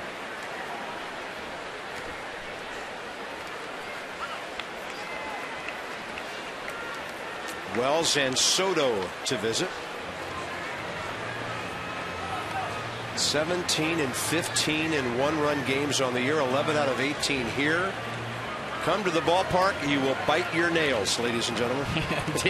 Davey said in the paper today, how about a laugher once in a while? Yeah. That's no fun. As long as we're laughing at about 10 o'clock every night, that's okay, but it would be nice for a few chuckles earlier. 1 ball and 2 strikes as Ramos hangs tough. B1 with it. Hankook Tires. They bring us our game flow on a warm, muggy, early July Wednesday evening at Nationals Park. Turned into a nice night. We were hearing, and this isn't Bob's bootleg weather, this is the guys who claim they know what they're talking about. We were hearing things about All kind of scattered thunderstorms late afternoon, early evening. It's perfect right now. No, that's not. Bob's bootleg weather, as you say, we're going to be all right. Everything's clearing up, and then it rains any later. I can see clearly now. The rain has gone. Or it's going to rain all night, and we don't see a cloud. That's Bob's bootleg weather. I'm about 8 out of 10. You're dwelling on my 2 failures. If you hit 800, you're going to Cooperstown. As a weatherman, I don't know where you go. Maybe a bigger market. Yeah, that's pretty good. 3-2 with 1 out. Ramos gets a breaking ball, and he singles out near where he had his first one. Good job of staying alive, and Wilson Ramos is now 4 for 5 in this series with a walk. And as soon as we see Wilson Ramos going the other way, you know he's starting to get locked in and get the big home run. But we were excited about all the opposite field hits he's getting. And you look right there, just staying inside the baseball. He did it the first time up, and Starlin Castro thought he should have had that baseball.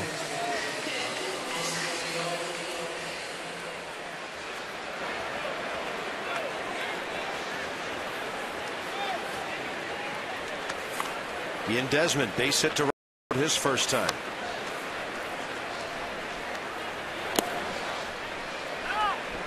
Nats have 6 hits now to the Cubs 5. And now they have Randy Wells having thrown 14 pitches already this inning.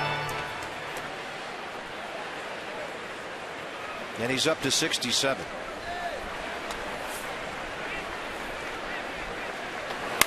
Desmond, inside out swing. That'll be easy for Reed Johnson.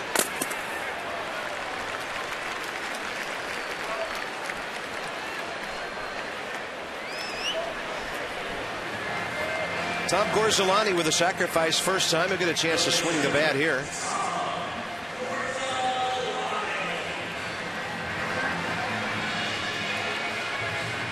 Gorzolani 1 career RBI.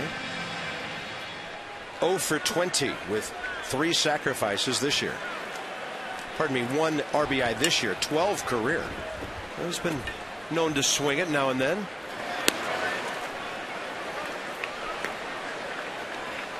Gorzolani had a couple of runs batted in for the Cubs last year.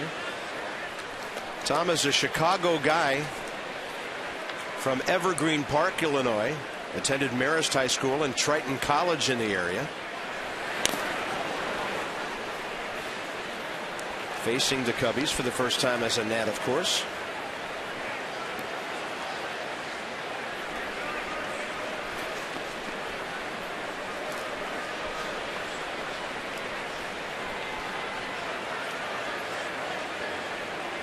He actually attended the University of Kansas a year away from home before coming back to play for Triton College. And that school claims another wonderful alum. One of the all-time favorites in this game, the late Kirby Puckett, played at Triton. Well, he would love to get on for that guy behind him. Oh, yeah.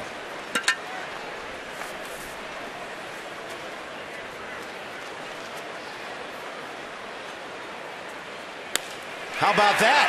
Into the gap. Ramos is going to go to third. Stay at first, Tom. Reed Johnson gets it back in. And the Nationals have their 7th base hit. And they have 4 hits and a sacrifice tonight from the bottom 3 spots in the order. Do you ask for the ball on your first hit of the year? Because that is a nice piece of hitting. Tom Gorzolani finally checking in, filling up a column with his first knock of the year. Great swing. Wilson Ramos to third. And now he's fired up that Roger Bernardina's in the batter's box. But John Lannon said, all right, now it's my turn. Yeah, you know, Lannon is the other guy without a hit this year. That's why I said it's my turn now. So, John, we appreciate your support of your teammate. Now go get a knock. Bernardina takes one low and inside.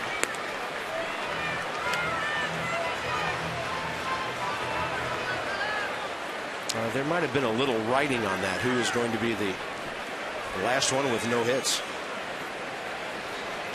Bernardina 1 for 2 tonight. 88 by him. Well, that's just a case of Roger Bernardina trying to go for the 3-run homer right there. Got a little bit too big. But you like the aggressive nature of that swing. Sometimes when you get too big, your swing will actually slow down. But he was thinking about a 3-run jack. That's a little bit low. All night long, Randy Wells has been throwing that changeup 81-82 to the left-handers. He's given Lance Nix fits with it.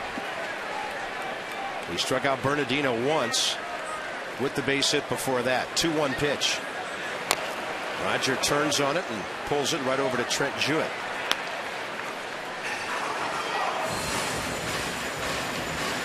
Now with another foul ball or two or a base hit, whatever, the Nats will get Randy Wells up near 80 pitches in 4 innings on a hot night.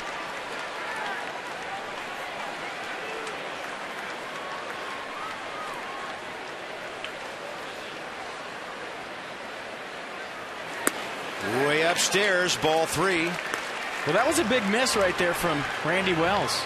Because now you have to throw the ball across the infield on a speedy runner with a runner on third base. There's no more force out at second base with Gorzelani's going to be running on the pitch. That was a big miss.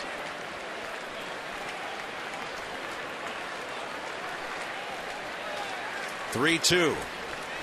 Bernardino will take him 1 pitch further at least.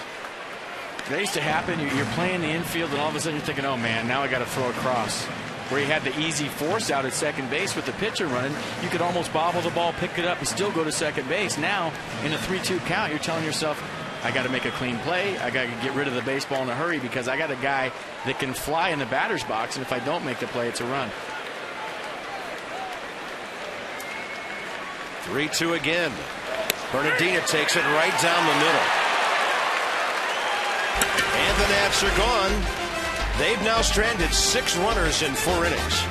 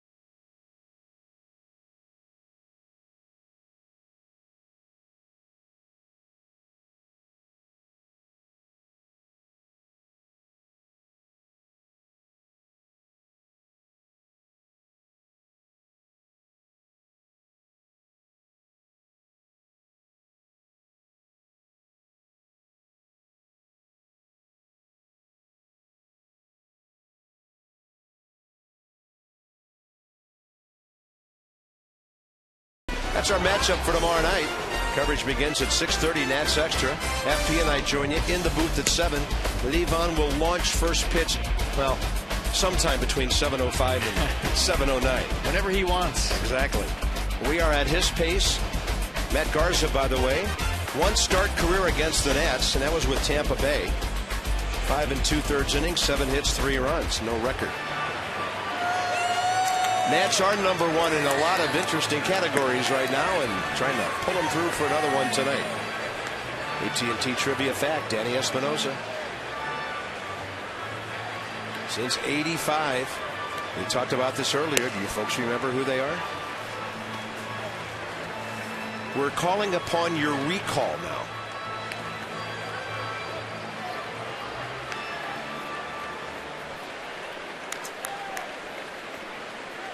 Baseball is a game of names and numbers.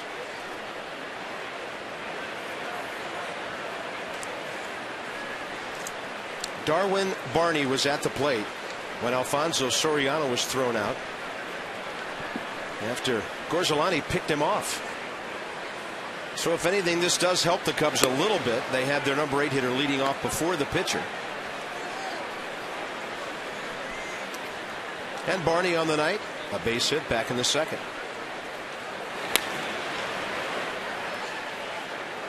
That'll even the count 1-1. We are seeing more major leaguers coming out of Oregon State these days. Or just college in general. I think you're seeing a more polished player now. They've been a fixture in Omaha the last several years too, haven't they? Yes. It's a great program they have out there. A lot of big league baseball players from that program. And I think just in general, a lot of big league baseball players going to 4-year colleges.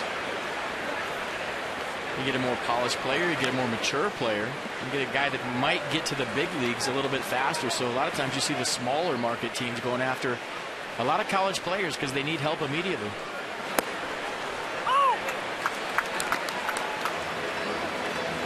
Tom Gorzolani does not want to walk the number 8 hitter ahead of the pitcher.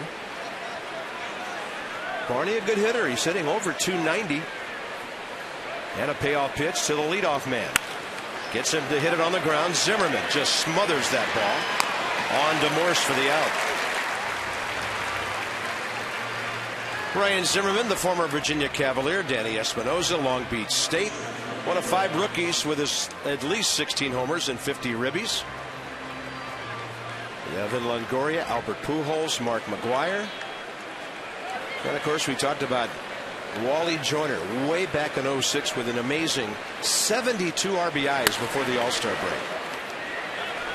1 pitch, 2 outs. Espinosa takes care of that one. And Evan Longoria went to Long Beach State as well. You're going to see another dirt bag roll into the ballpark in a couple of days. Troy Tulowitzki. So that place is becoming a factory for All-Stars. By the way, we're told that Wally Joyner is the only one of those 5 who did not go on to become Rookie of the Year. A guy named Canseco took care of that in '86. And then his Bash brother, Mark McGwire, would do it the following year when McGwire would hit 49 home runs. Top of the order, Reed Johnson, 1 for 2. Tom Gorzolani gets a strike.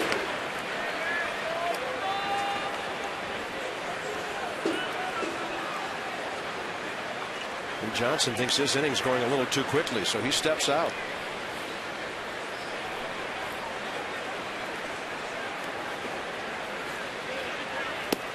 Nice breaking ball, diving down and into the right-hander. Foul tipped. And that slider has been a difference for Gorzolani this year. I mean, he's been throwing it great down and in to the right-handers. He throws it about 20% of the time, and I think you talk about all the strikeouts and how effective he's been lately. That's been a difference, that pitch right there, and that was the best one he's had tonight. Another one. He buried it, and that's it for the Cubs in the 5th inning. Danny Espinosa can't stop talking about all the great things he's doing for the Nats. Throwback uniform, home whites, home red, you name it, he's doing it for the Nats. 2-2 ball game.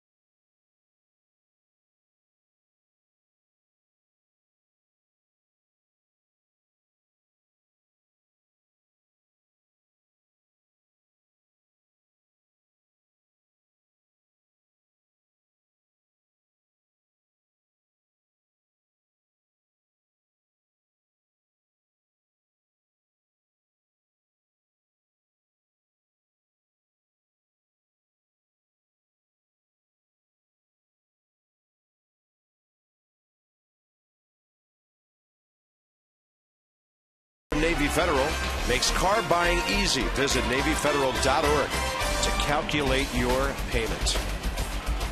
Beautiful night along the Potomac. And right around the corner with the Anacostia right behind home plate. We're here at Nationals Park, where you can expect flexibility for the new midseason flex plan. Pick 3 games, get a 4th one free and a new era ball cap. Nationals.com/flex.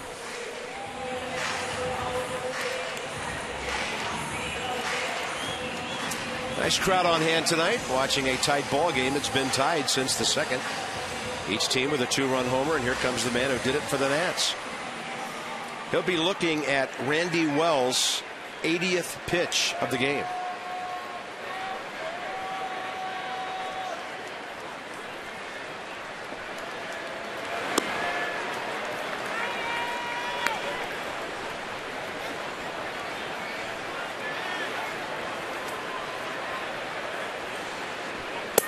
And he's been aboard twice, once via an error on Barney on a hard hit ball in the 3rd. Stole 2nd, never got beyond 3rd before the inning ended.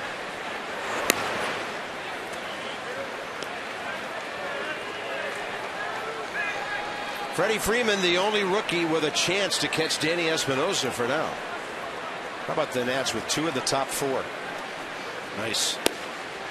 2 of the top 4, and they're middle guys.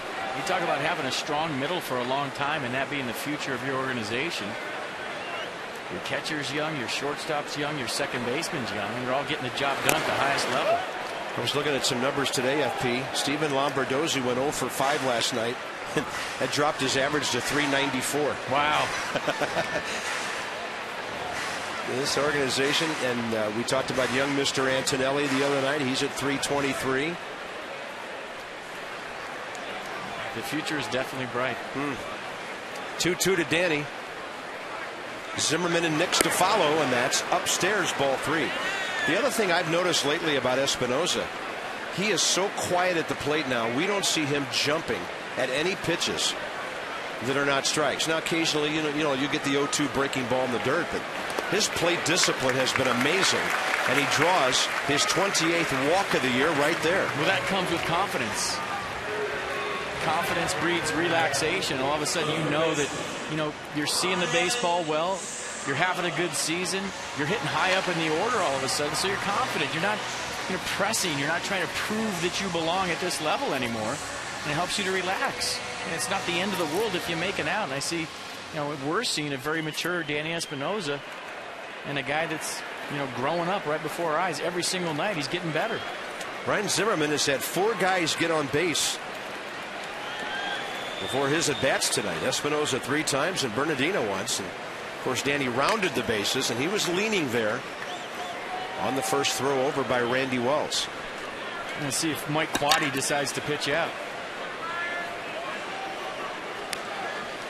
He gives a sign to Soto. Soto looking into his manager right now. It's either a throw over or a pitch out. Or nothing.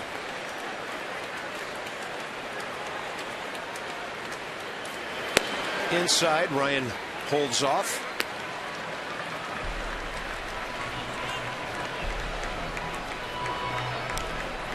He's deciding right now, what is he going to do? There's the signs. He gives those to his catcher.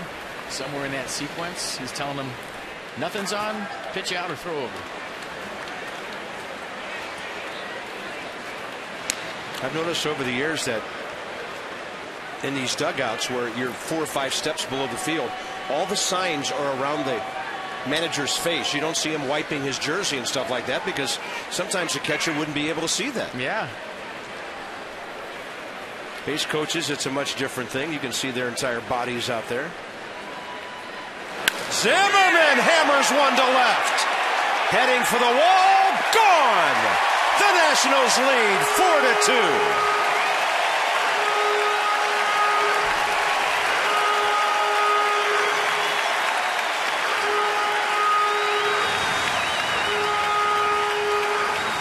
Ryan Zimmerman's 4th of the year. RBI total jumps up to 15. And all those hits he's been getting the other way recently, the calm before the storm, and that's just getting your hands in the right slot. And that's why you see guys in batting practice hitting the ball the other way. You look at the big leg kick from Zimmerman, and the head stays perfectly still. Nobody out here in the fifth, and the Nats are back on top, and there's a base hit by Lance Nix, who didn't want Wells to get him to 2 strikes anymore. 3 base runners in a row for Washington. I break down that swing again from Ryan Zimmerman. Look at the head, just perfectly still right through his backside.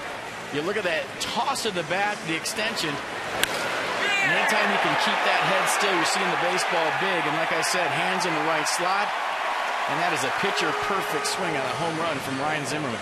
Nationals 2 homers tonight, 81 on the year. Cubs have given up 80 this year. Well, Ryan Zimmerman, is he back? He's 4 for 7 in this series. I'll let you make the call. I knew he was back as soon as he's hitting the ball the other way. And we talk about it so much up here, but as a former hitting coach, and you can see some things in their swings when they're going the other way. When you're pulling off the baseball, you're susceptible to off speed, you're susceptible to the pitch away, but look how still his head is. You call that a frozen head. You see the backside perfectly still, the balance through the swing.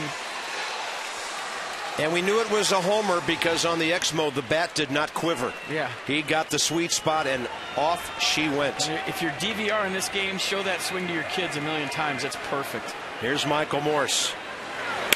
He's got one down the line in left. And the Nats are in business here in the 5th inning. Randy Wells looks like he's hitting the wall all of a sudden. With Jason Worth coming up and struggling mightily, might be the only thing that's keeping Wells in the game. And I think that's been the key for Michael Morse, too. The resurgence of Morse after April, able to get the head out, but his head was drifting early in the season, coming toward the pitcher. You don't see the baseball, you don't make decisions. And if you're not doing anything right now during this pitching change, go vote for Michael Morse. The Nationals are into the Cubs bullpen with nobody out in the 5th inning. Wells goes 4+, gives up 10 hits. Morse finishes him. The Nats lead 4-2.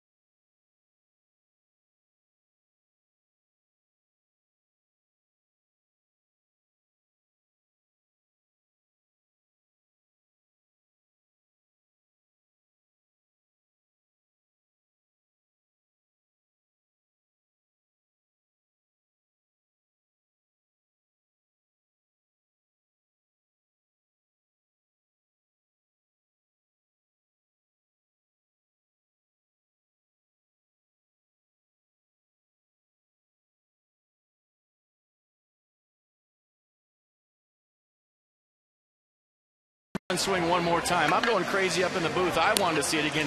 Look at the big leg kick from Ryan Zimmerman. The head down, the extension. And check out how still his head is. Look at right through the backside, not moving a bit.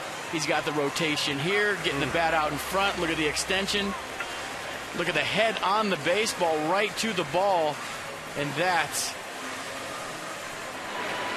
is a perfect swing. Zimmerman's 4th of the year. Now Chris Carpenter takes over for the Cubs. 25-year-old right-hander from Ohio who went to Kent State. By the way, that was Ryan Zimmerman's 120th career home run. Jason Worth is the hitter, 2 on, nobody out. Nats lead by 2. 10 hits already. That's a wild one, and both runners can just skate forward to 3rd and 2nd.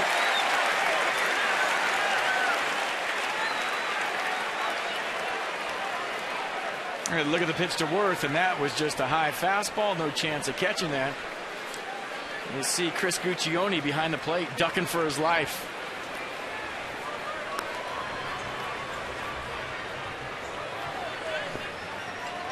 Well, these are the fun at-bats. If you're Jason Worth, you got a runner on third, nobody out, a runner on second, nobody out. And you take a look at your defense out there, it's going to be interesting to see if Mike Quade decides to bring the infield in, but a ground ball to second base will get both jobs done. It's a fun at-bat for a hitter.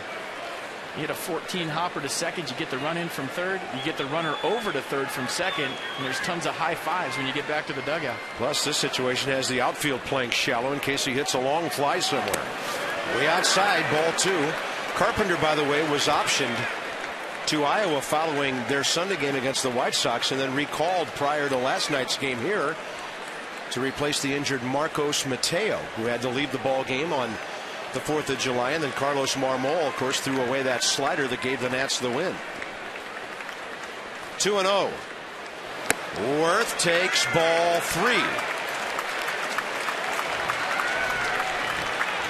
Davey Johnson is a player's manager, and he might be thinking right now, you know what, this is the pitch that gets Jason Worth kick-started. I'm going to give him a green light. Why not?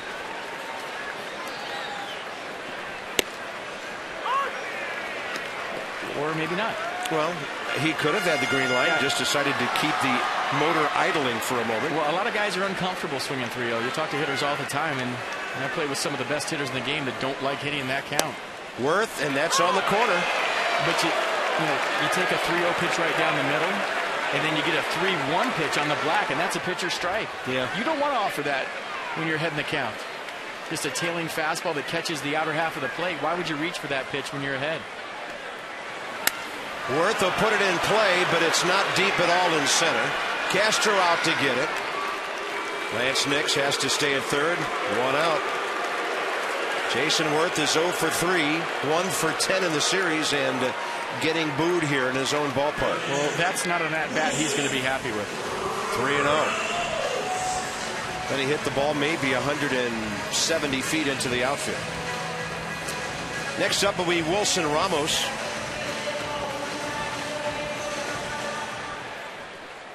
I know the Cubs consider this game very much within reach here.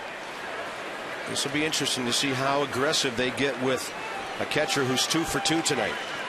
Obviously, the first time the Nats have ever seen this guy in person. Slider misses. Carpenter's a rookie in only his 4th professional year.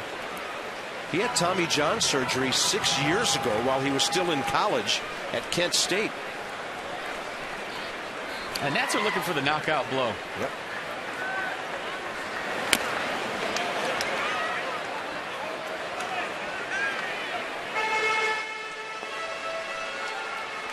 Davey Johnson's looking for the knockout blow.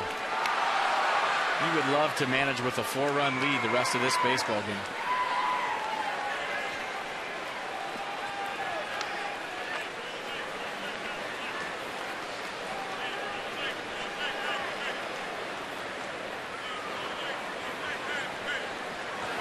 Ramos in the air, out of play.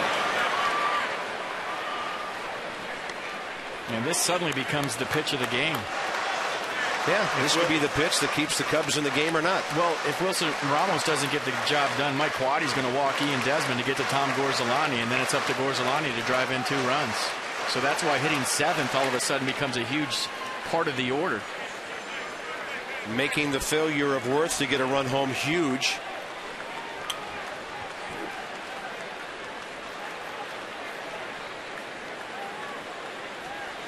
One-two pitch. Ramos, did he stop? Yes. Fastball up and in.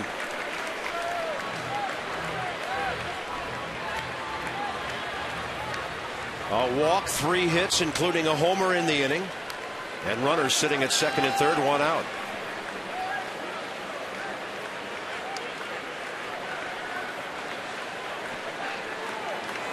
Ramos is out.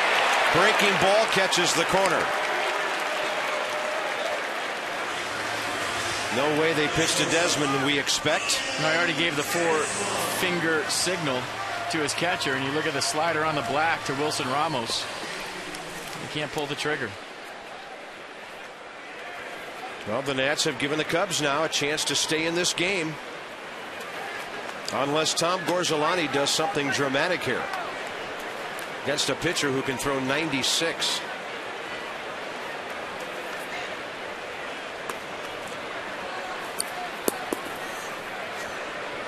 Well, it's a good time for Tom Gorzelani to get his second hit of the season.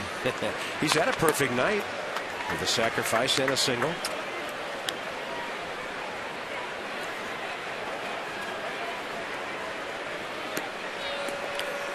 Desmond's on base for the second time.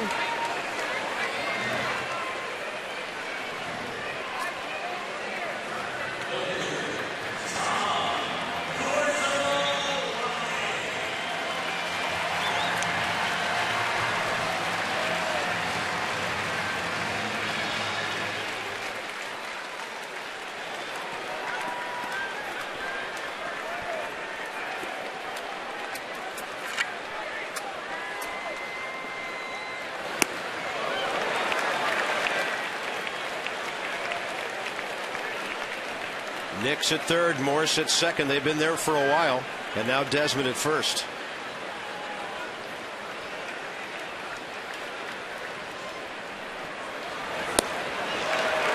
'96 to '97, right down the middle. Just going right after Gorzelani. There's no need to fool around with any off speed. Look at that, Gorzelani, 5 of his 12 career RBIs with the bases loaded. He'll do well to make any kind of contact here. That's all right. The crowd's appreciating it. Tom Gorzelani getting a standing ovation for fouling off a 98-mile-an-hour fastball. They're digging it.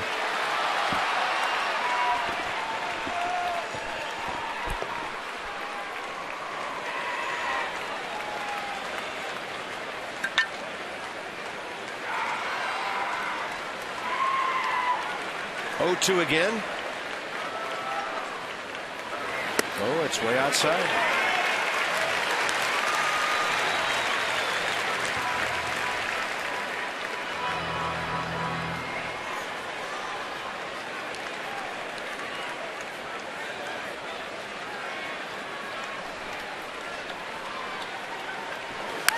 Oh, he fouls off another. This is where, if you're ever at a baseball game, you can put some serious heat on the opposing pitcher if you get up and cheer. Guys feel it out there with the bases loaded. And sometimes you get in your own head, you say, I'm facing the opposing pitcher. I can't walk him. I have to throw a strike. He's fouling off baseballs. You can almost will a guy to get a hit in these situations. He fouls off another one.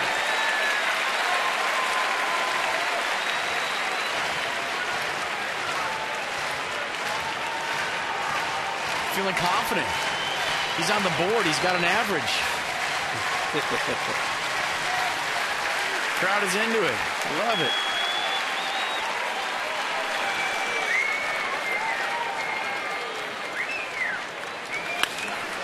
Out of play. Is this any good or what? The best looking foul ball so far. This is awesome. That was 99 miles an hour. He is hanging tough.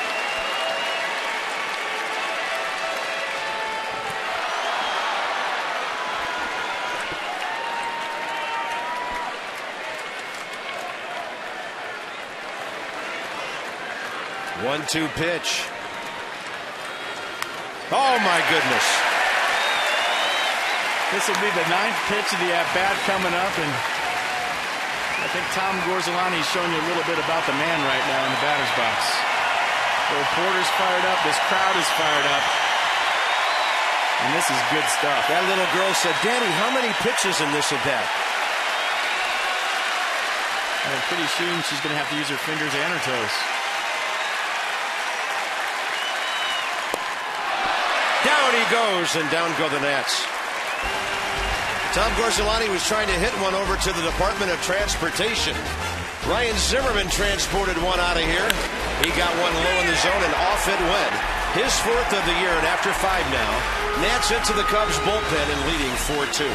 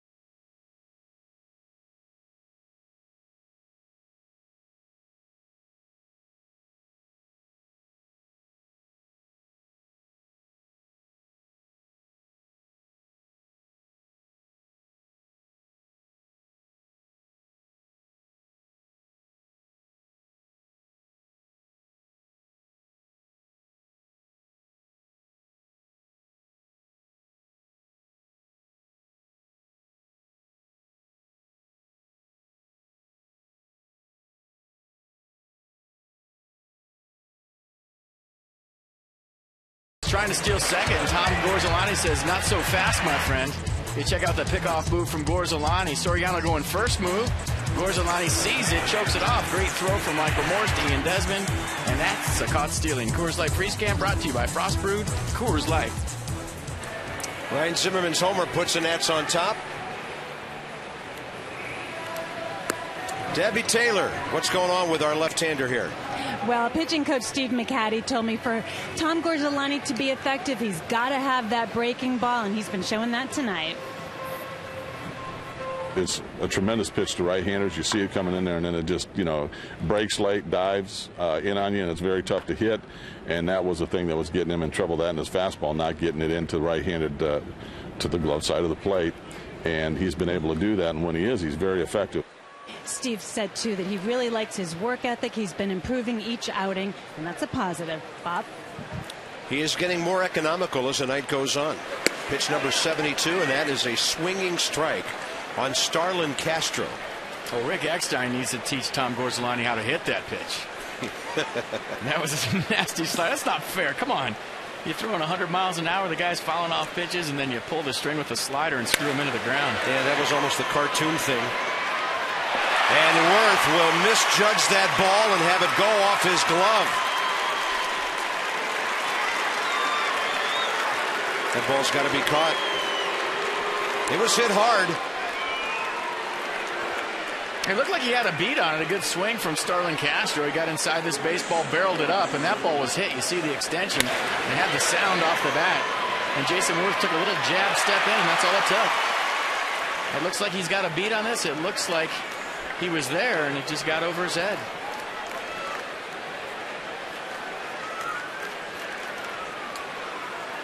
Aramis Ramirez suddenly represents the tying run. And we saw what he can do to a baseball last night. And what he does right here. Tie game. This is what happens when you're 1 for 12 with runners in scoring position. You've stranded 8 runners, and then you don't make a play in the outfield.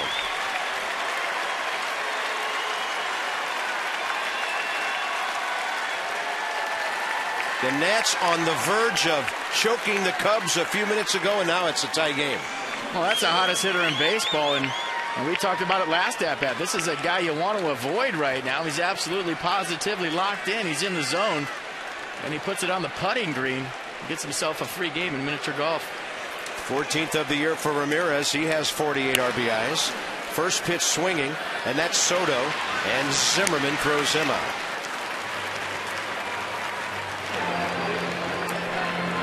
That got the bullpen phone ringing probably before that ball landed. And Ryan Matthews is warming up in a hurry. And again, the home run ball by Gorzolani. He's given up 14 of them this year. So the Cubs box score comes alive with Pena, a 2-run homer in the second, and Ramirez here in the 6th. You have to wonder if the extended at bat took something out of Gorzolani. There's probably more swings that he's taken all season long, and if you've ever just stepped into a batting cage and swung the bat 10, 12 times, it gets you breathing hard. All of a sudden he's back up there on the mound, a hard hit ball to right, and a home run smoke to center. And he's only got 76 pitches, so you got to wonder if that at-bat took something out of him. And the most frustrating thing, the fact that he was even batting with runners still at second and third. Last inning, Nats had those 2 runners aboard with nobody out.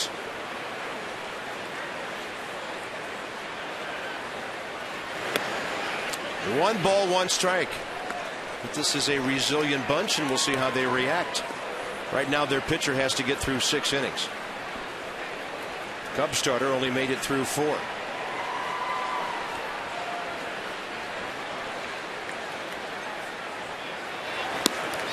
Gorzolani's had a good breaking ball in the last 2 at-bats now to Carlos Pena.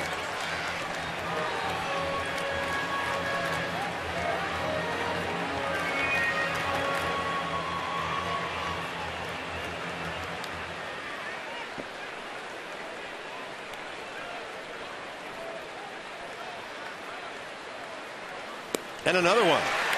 2 outs. Strikeout number 5. Good job of regrouping. Got the ground ball to third. Got the strikeout of Carlos Pena. So a double and a homer, and Tom Gorzolani settles down. A good slider right there. You see the grip, you see it out in front. It's the same pitch he got Pena on the last time.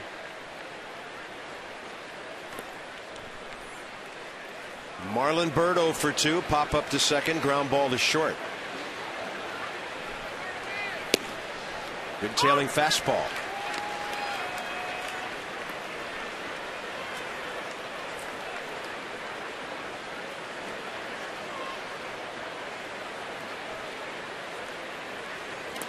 And he breaks that hard one down and in on the right-hander. He's been doing that to some of their guys tonight. Did it to Reed Johnson last inning.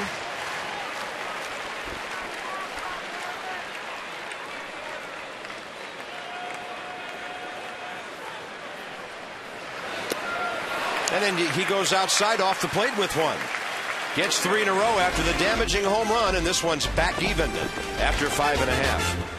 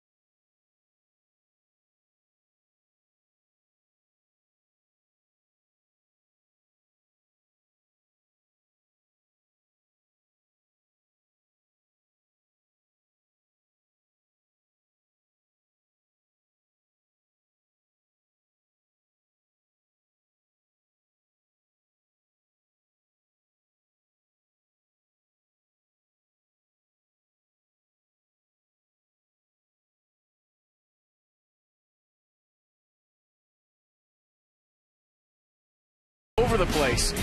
Legged out a knock in the first inning. Stole a base. So right out of the gate, base hit, stole a base. Scored on the home run by Danny Espinosa. And then he got real familiar with the outfield wall. And running all over the campsite out in center field. Leaning up against the ball for that one. Going back deep on this Soto drive. So it's been a very busy night for Roger Bernardino. One of the big stories of this game right now, the amazing job Chris Carpenter did on the Nats in the 5th. Came in second and third, nobody out, and got 3 outs around an intentional walk of Desmond. There's Bernardino, corner infielders playing shallow as Roger takes a first pitch ambush swipe and misses. I mean, you get the infielders playing where they are right now. That's a lot of pressure on these guys. Places they're not used to being. It opens up a lot of holes for you as a hitter. And now Ramirez can back up with 2 strikes. Nats box. 2 swings. Espinosa first inning. Zimmerman 5th inning.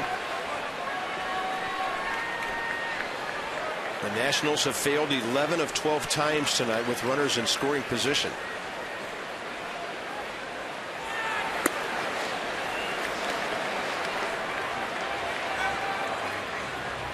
Bernardino 1 for 3 with a base hit, a steal, and a run.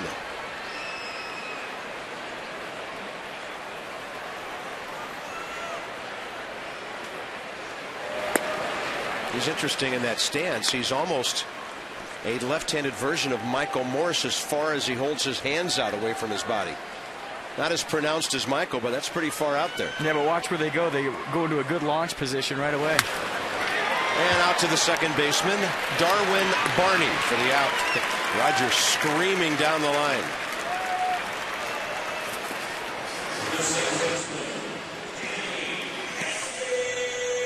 Danny Espinosa, Ryan Zimmerman, the next 2 hitters.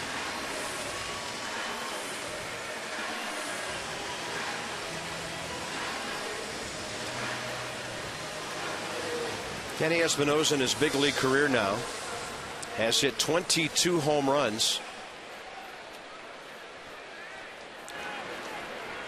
and driven in 65. Oh, challenge 97 right down the middle, first pitch.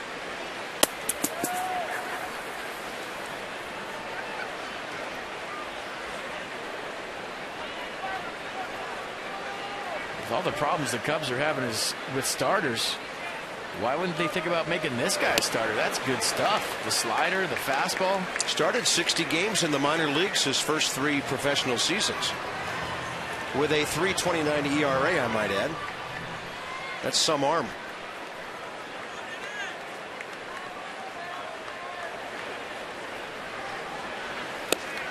Blows away Espinosa on 3, 2 outs. And right now for the Cubs, he's the story of the game on the defensive side. Well, I think every once in a while you have to give the opposing pitcher a little bit of credit. You talk about the situation last inning, runners on second and third, nobody out. Sometimes, yeah, you don't get the job done, but a lot of times you have to tip your cap to a guy that's throwing almost 100 miles an hour. It's not that easy to hit that. Ryan Zimmerman 2 for 3 with a double and a 2-run homer.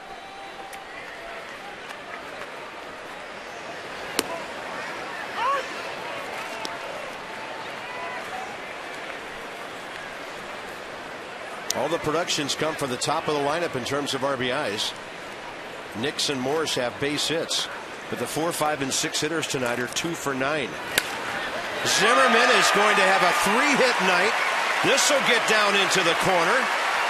Dug out by Reed Johnson, and Ryan Zimmerman has 3 extra base hits, 8 total bases on the evening.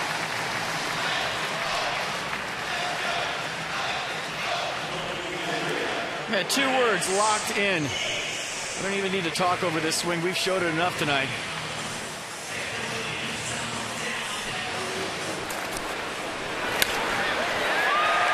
Wow, nice piece of hit right there, man. I don't get that excited on too many swings over the course of a season, but the home run on the 5th and that swing, it just doesn't get any better than that from the right side. I was seeing shades of Julio Franco on that hit. A right-handed batter who probably hit the ball harder to the opposite field than anybody I've ever seen on a consistent basis over a lot of years. Maybe he and Mike Piazza. I mean, Franco used to hit line drives like that inside the right field line all the time. And Ryan Zimmerman is using the ballpark tonight. It's time for a hit with the runner in scoring position. This pitcher more to Nix's liking, after Randy Wells tricked him on a lot of changeups first couple of times up before Lance got a base hit on the first pitch he saw from Wells in the 5th inning.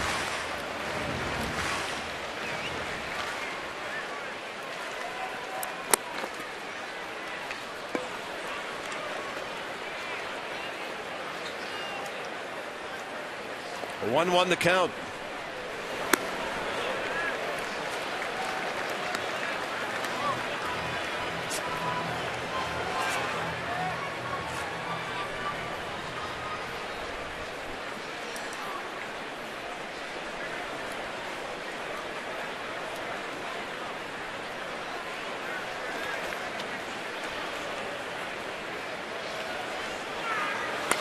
Lance Nix, and he hooks one just foul.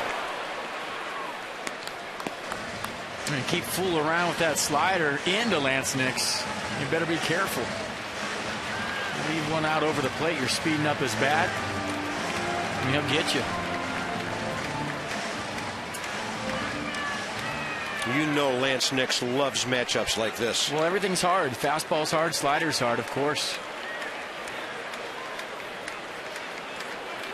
2 balls, 2 strikes. At second, Zimmerman in a 4-4 game.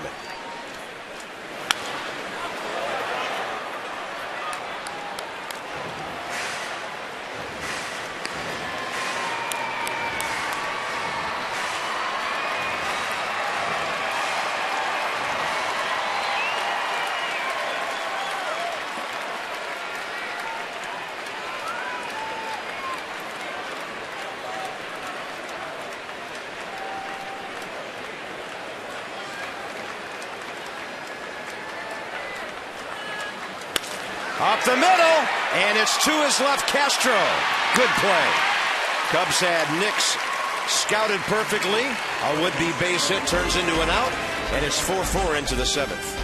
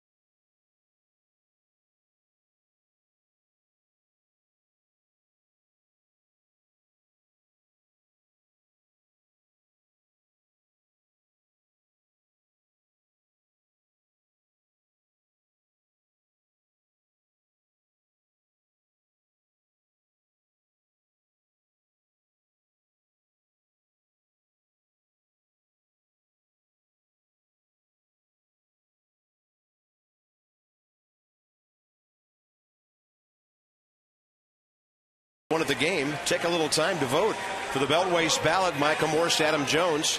For Michael, N4 to 89269. For Adam, A2 to the same number. Voting ends at 4 o'clock Eastern tomorrow. Vote early, vote often, online at nationals.com. Nationals go with some defense here now late in the ball game. It's tied up and Rick Ankiel takes over. Lance Nix out of the ball game as Roger Bernardino moves over to left. And the new pitcher, Ryan Matthews, will be batting in the number 4 spot. And batting ninth will be Ankiel on the double switch. And fastball slider split from Ryan Matthews. And he is getting some big innings recently from Davey Johnson. Well, it's a bullpen of opportunity for someone other than Clippard and Storen to step up and be consistently good.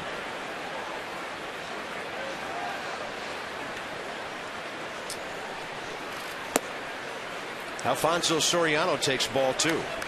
Soriano, a blue pit last time up, 2 for 9 in the series, and then the Nats picked him off. We'll give you Tom Gorzolani's line in a moment. Ball 3. Gorzolani, 7 hits in 6 innings, 4 runs, didn't walk anybody.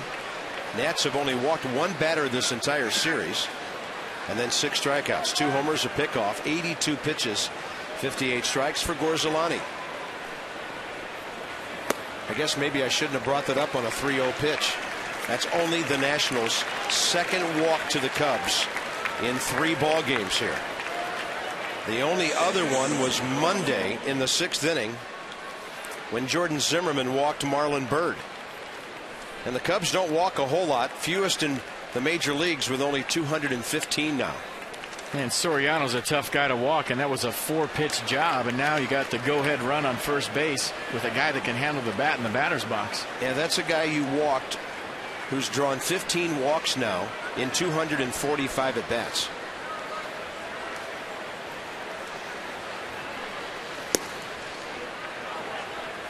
Darwin Barney looking to lay one down here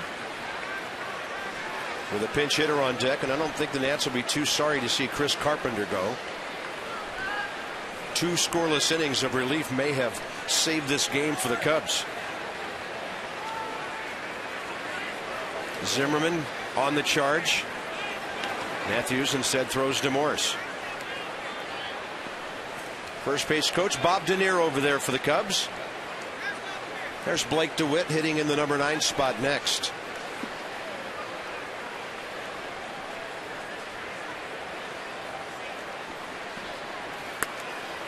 Good hard bunt to Morse. Michael to Espinoza for the first down. That'll go 3-4 on the sacrifice with the pinch hitter coming in. Masson giving away 30 prizes in 30 days, including signed jerseys and other Nationals gear. Visit facebook.com/Masson Nationals for a chance to win.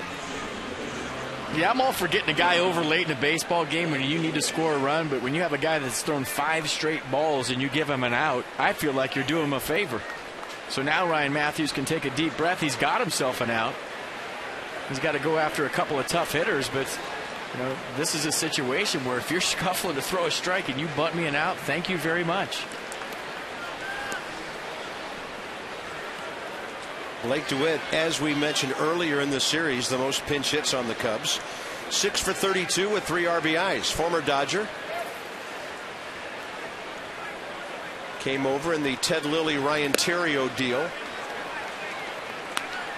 at the trading deadline last July.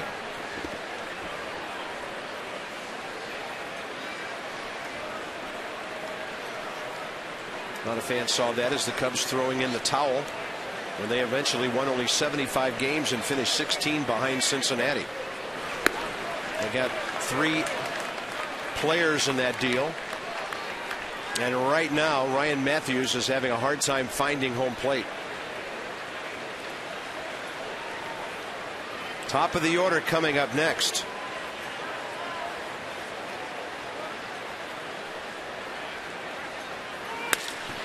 That is into the glove of Desmond. Unassisted double play. Just how they drew it up, tailor-made. Lady Luck loves the Nationals these days, and they are loving her right back.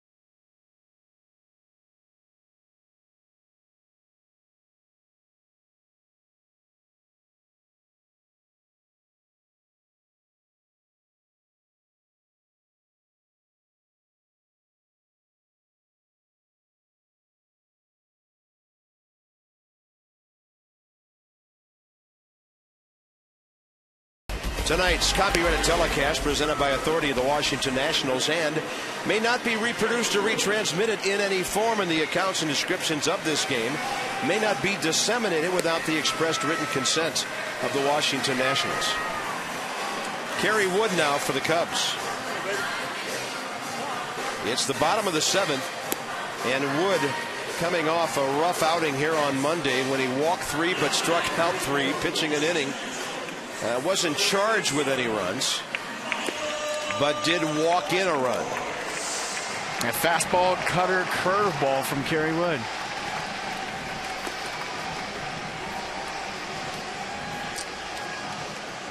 Well, looks like the Nats will get Ryan Matthews out of there after an inning when he threw 9 pitches and only 2 of them were strikes.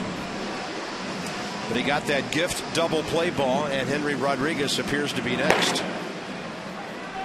A lot of times you'll see a team when a guy is having trouble throw strikes in a bunt situation, square around to bunt, but take a strike out of the bunt stance. So you get your bat out there early, you're trying to sacrifice, and just pull back, pull back, pull back until he shows you that he can throw a strike. And I think that was a big part of that inning, that sacrifice bunt by Barney, giving Ryan Matthews a chance to catch his breath and get out of it. It was a line drive C double play, but he still got out of it. And the Cubs are a ball club that swing the bats. They do not stand around and show a lot of plate discipline at times. They are hackers. And they're also a season worst 17 games under 500. At 35-52, this is the low water mark for the Cubs all year.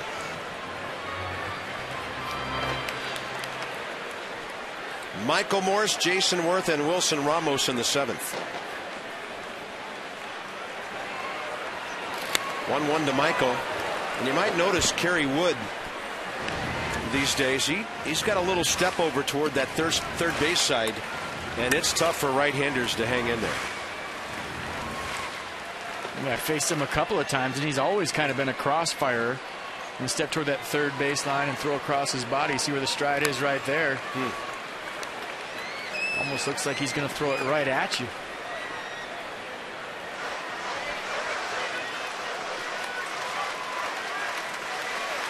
Guys that are hard to hit. Chris Young's had a hard time staying healthy for the Mets.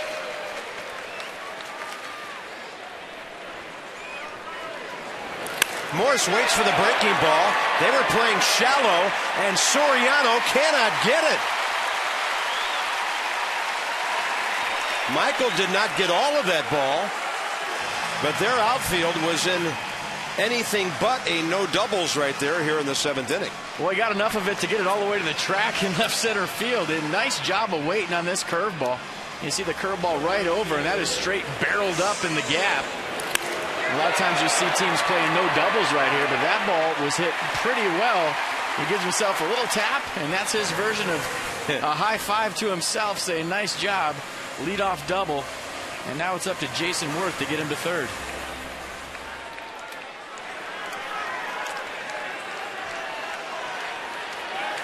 Waiting and waiting and waiting for Jason Worth to do some damage.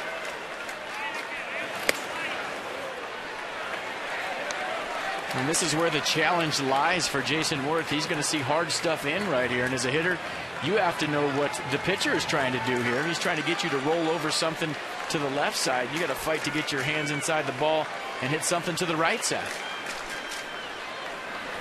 He does, and that's pretty well hit. Way out there to right field. Reed Johnson makes a great running catch. Tagging and going to third is Michael Morse. That guy can play some outfield. And the fans are applauding a good at-bat by Jason Worth. That's a great at-bat. He got Michael Morse over to third base, and that's kind of how it goes when you're struggling. You look at the swing, he almost ended up in the Cubs dugout, and he still hit that ball about 380 feet away from home plate. Nice play by Reed Johnson. A better job by Michael Morse of going back and tagging up on that ball. That's a hard read as a base runner. The ball's hit well. You're seeing the number of the outfielder, so he's running away from you, so you got to stay halfway, and as soon as you see the ball in his glove, scramble back to the bag, tag up, advance to third base. So the ball was well hit. Nice play by right fielder Reed Johnson, and a good base running play by Michael Morse. That was a great Exmo. The ball hit the pinky of his glove and went right in there. And that's how it goes when you're scuffling. Runners coming. Oh my goodness. Michael Morse was running home and Ramos was swinging away. Oh, I see that all the time. That's the hit and run with the runner on third base. That's not a suicide. Man, I'm just glad that everybody's okay right here. I mean, we could laugh about it now, but when you're 10 feet away from a man like Wilson Ramos and he's swinging away, Michael Morse checking all of his parts and making sure he's okay. Well, either Michael Morse picked up a sign that wasn't there or Wilson Ramos missed the suicide squeeze. And it's probably more the latter than the former. Do you squeeze with Wilson Ramos? I mean, I don't know that he's a guy that really has shown that he can get a bunt down. Michael Morse thanking his lucky stars that he's okay. But you're thinking that Bo Porter probably visited with Michael before that first pitch. Yeah. So how could that get messed up? 1 ball, 1 strike, and I'm just glad Michael Morse is still with us. Oh, I would love to run down there right now and ask Davey Johnson what was on. And you're right, Bob. Usually, you know, Bo Porter's walking over to Michael Morse and you say one word to his ear and it's squeeze.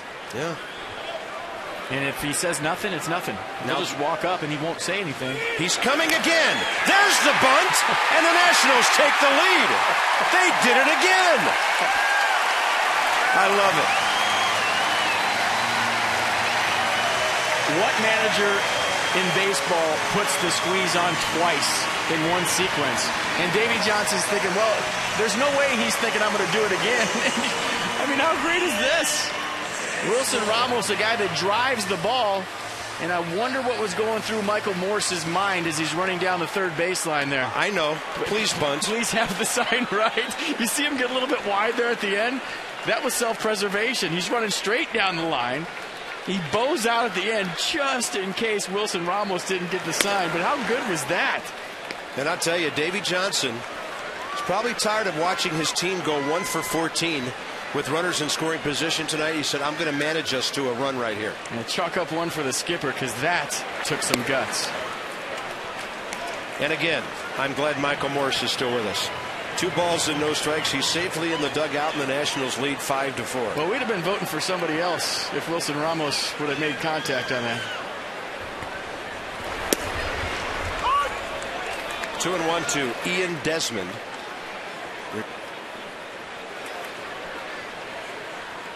Bottom of the 7th, the Nats have squeezed home a run.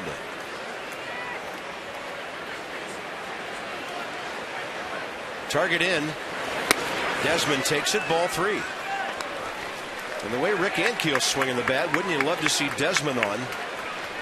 And Ankiel getting to take on a hard-throwing right-hander here. Well, you should have saw his batting practice today. He was hitting ball after ball after ball in the upper deck and right. Desmond's had some good whacks at it tonight.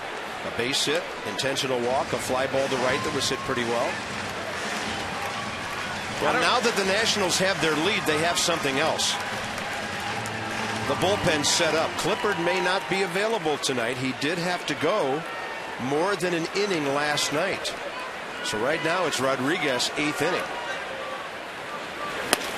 Desmond has a Kerrywood fastball blown by him. Nats manufacture a run. Davey Johnson squeezing it to a 5-4 lead.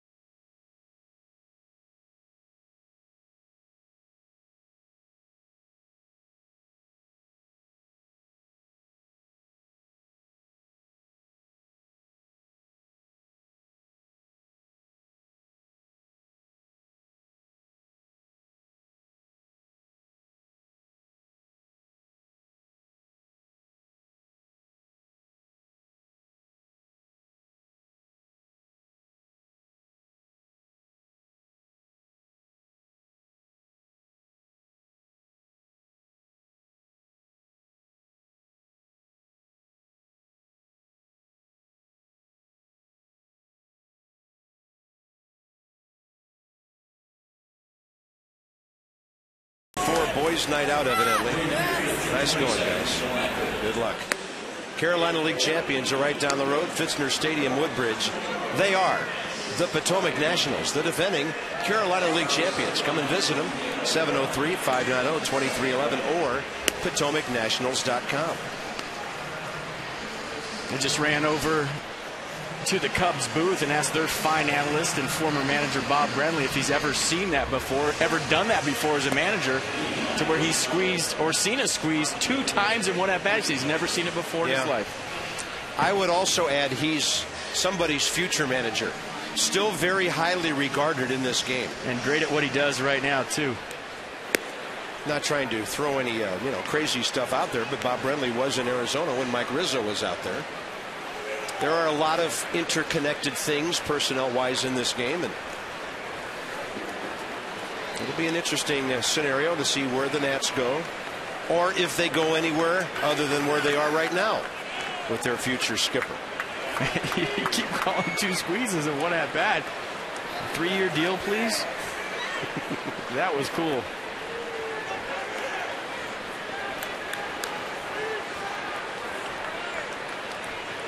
Top of the 8th, it'll be Reed Johnson, and here's Henry Rodriguez. We've said this several times over the last few weeks. As time goes on, more and more responsibility handed to him by the Nationals. That's John Graybo, the veteran lefty. Johnson, Castro, and Ramirez, the league's player of the week for the Cubs here in the 8th.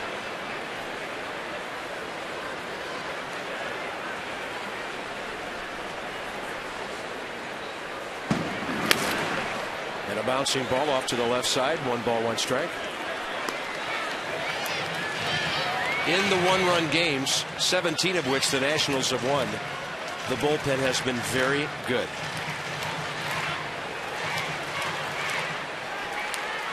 Well, they've been good when the Nationals have been ahead, and they've been really good when the Nationals are behind. And I think sometimes behind is even more important because it gives you a chance to snatch a victory late in the game. And how many walk-off wins have we seen because the bullpen has kept the game close when the Nats were behind? Different story tonight. Yeah. Up the middle, Rodriguez not in a fielding position for that one, and Reed Johnson's 2 for 4. That'll bring in Starlin Castro. You know, you think about that 2.08 ERA. More in a minute. You see him falling off the mound right there. Not in a good fielding position. If he was square to the catcher, to the hitter, he might have been able to make that play. You know, you look at a 2.08 ERA, that's 2 runs every 9 innings. So if your bullpen comes in the 6th or the 7th inning, odds are they're not going to give up anything. That's really an impressive number. Long way to go in this one, though. 6 more outs, and here's Castro.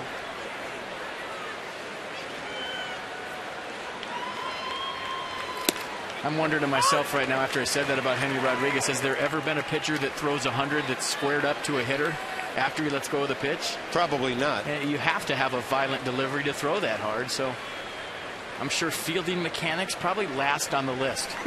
I don't think he wakes up in the morning and warms up in the bullpen thinking, how am I going to field a couple to come back? Geez, I really got to work on squaring up to the hitter. How about striking him out? Oh, there's that nasty breaking ball. And when he throws that for strikes, not a whole lot of guys, especially right-handers, want anything to do with this fella. There's danger on deck.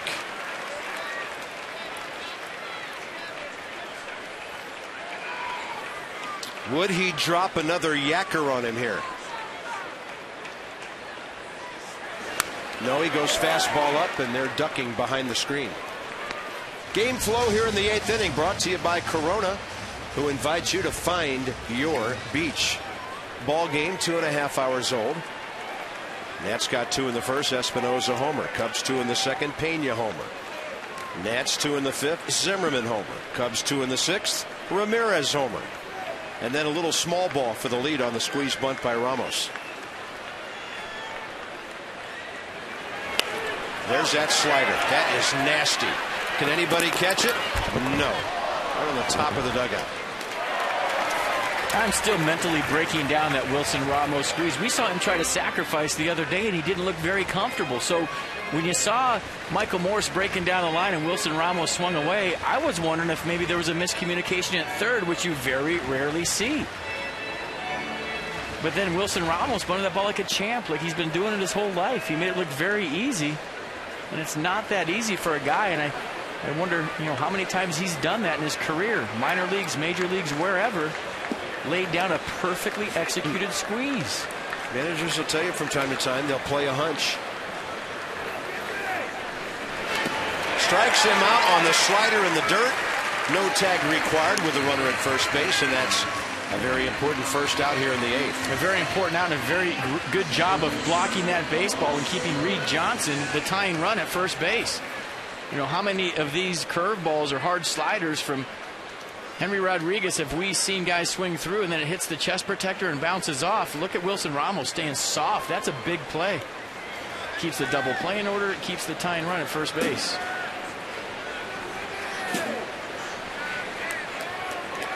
Aramis Ramirez. You watch this guy set up. He's got the feet wide. He's about in the middle of that right-handed batter's box. He is very quiet at the plate as he gets his setup going. Not a whole lot of moving parts to this approach. No, and he is the hottest hitter on the planet. Target is in. That means fastball. Down and in. He's late for it. Strike two. And time for our Coors Light Cold Hard Blast. Let's go back in the 6th inning and check out Aramis Ramirez. He's looking hitterish. He's got that confident look. He gets a center cut fastball. And that's a good swing too. He puts it on the putting green in center field. And that's our Coors Light Cold Hard Blast. No balls, 2 strikes.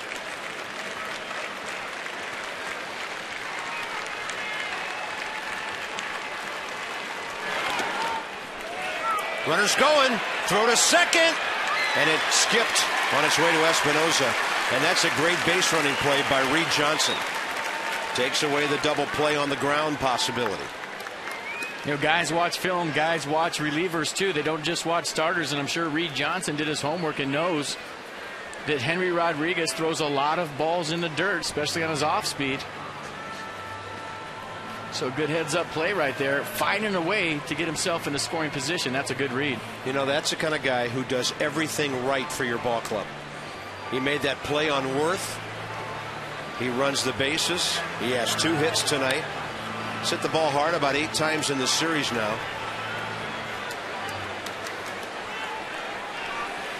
He's at second base with 1 out and a count of 1-2 to Ramirez.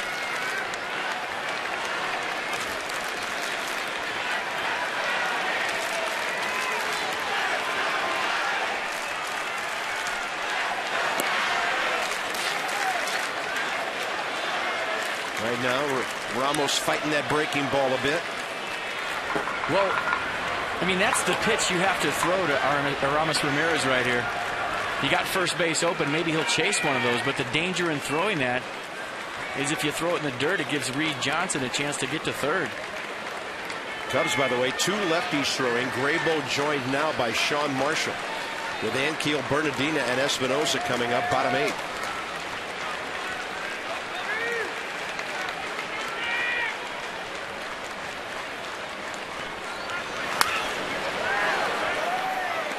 That's how locked in he is. That's 99 miles an hour, and he just took it out of the catcher's glove and spoiled it.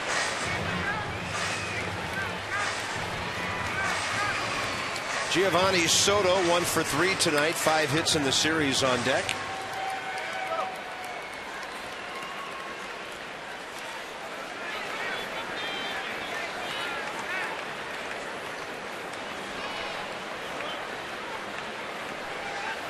Swing and a miss on a fastball inside.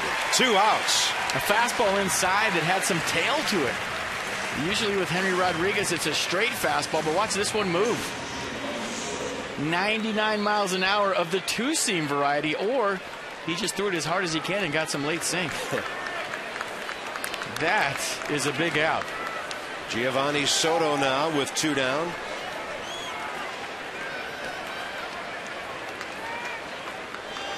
He pinned Bernardina up against the center field wall tonight. There's that one way inside. He tried to repeat it.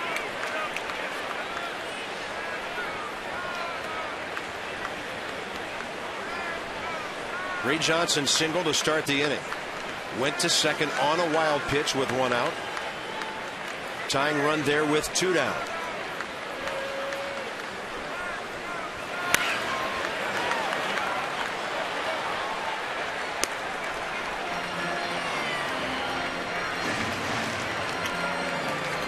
Henry Rodriguez, the winning pitcher in Monday's 10-inning affair over the Cubs.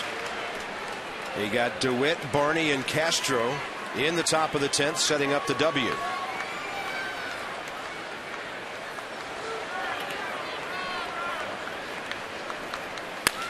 Goes with the fastball near the right field line and foul into the corner. Giovanni Soto is on that heater. He just missed the one before that, and You know what? The more 100-mile-an-hour fastballs you see as a hitter, the better your timing gets. So the longer he stays in the batter's box, advantage Giovanni Soto. You might want to think about throwing that nasty hammer with 2 strikes. Confident your catcher will block it or catch it.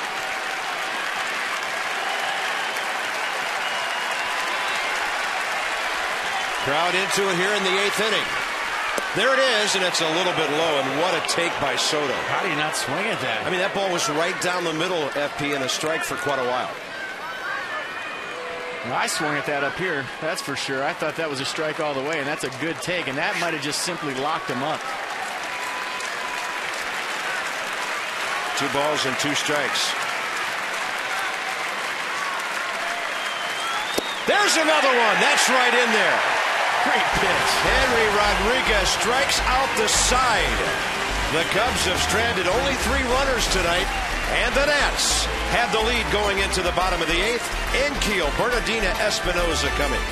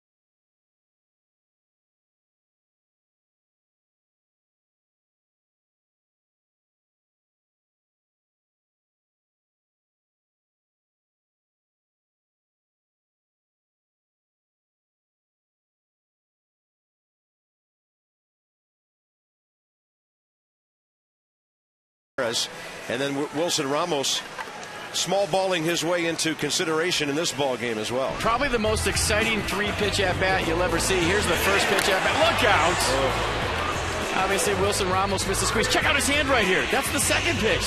So he was in between whether he was squeezed or not on the second pitch. He didn't hear runner, and then he's got the squeeze right here, and he gets the job done. So when you're going good, you're going good. And nice job, guys in the truck, getting that second pitch for me. I thought I saw his hand slide up the barrel on the second pitch, so that just goes to show you where he was at mentally. He thought he might have missed the squeeze in the second pitch, and as a hitter, if you don't hear everybody screaming runner, you know he's not coming, so he put his hand back down, and then he got to squeeze the third pitch, and everybody got it right, and thank goodness for that. John Graybill for the Cubs here in the 8th inning. 0-2 to Rick Ankiel, who's been in center field, now batting for the first time, and he'll pull it on the ground to Carlos Pena, pitcher late, so Pena does it himself. Top of the order, hitting the road, take the Nats with you. MLB.tv, every game live or on demand on your computer and your favorite device. To get more details and to order, go by Nationals.com and check out MLB.tv, baseball everywhere.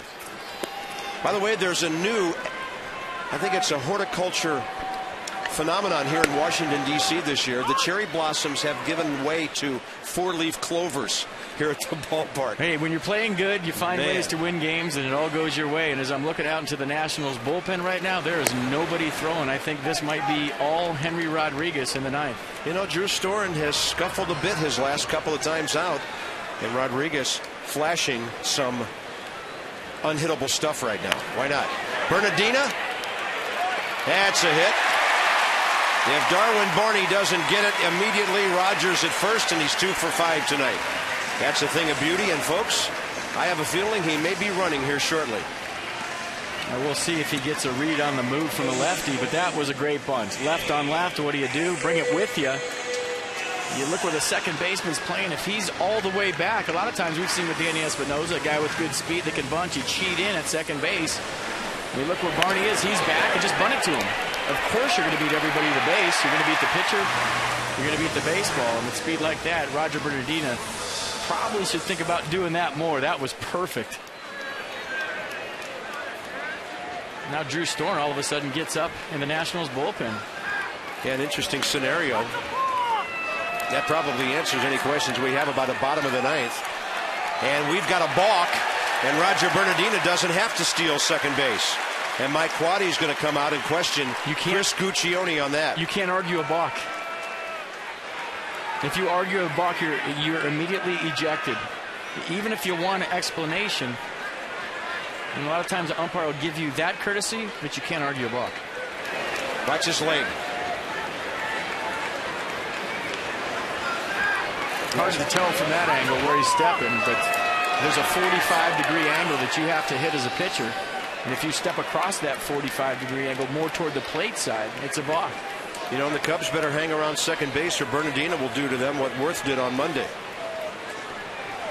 Danny Espinosa bats right-handed for the first time tonight from this side of the plate, .313 with 12 RBIs.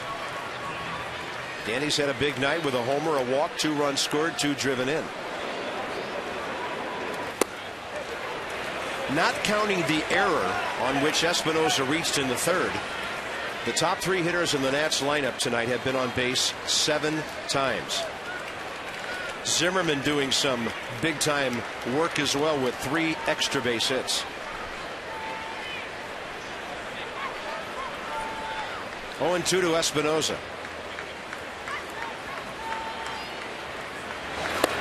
Off-speed pitch had him out in front, 2 outs. And it'll be Zimmerman now. They may force the hand of the Nats here and not pitch to him to see what Davey Johnson will do. The pitcher spot is next. Well, they definitely have to walk Ryan Zimmerman. And it's time for our forward drive of the game. We saw the swing about 15 times, and that was my fault because I got really excited about a perfect swing and a perfect pitch. That is just a pretty swing, and you see the result. That's our forward drive of the game, and they are walking Ryan Zimmerman. Well, the Nats have a couple of right-handers in Brian Bixler and Pudge Rodriguez. They have 2 lefties in Cora and Stairs. Looks like Pudge. I'll tell you, Davey Johnson doesn't worry about that extra catcher thing, does he? He's a fearless manager, and you have to love that and respect that about him. He doesn't care. He's got a chance to put the ball game away, doesn't he? He's not worried about what people think. He's not worried about anything except for his team winning the baseball game, and he'll fire all his bullets, put people wherever on the field, pinch hit guys, make everybody feel like they're a part of it to win a baseball game.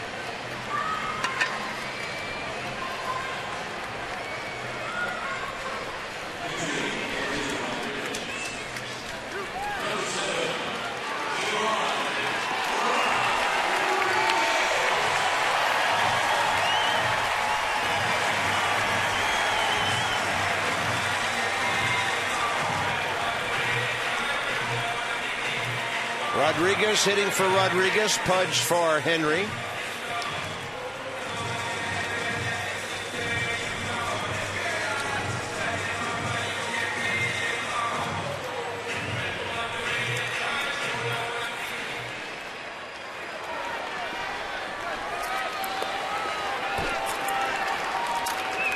Pudge this year as a pinch hitter, 1 for 3 with an RBI. 2 on, 2 out.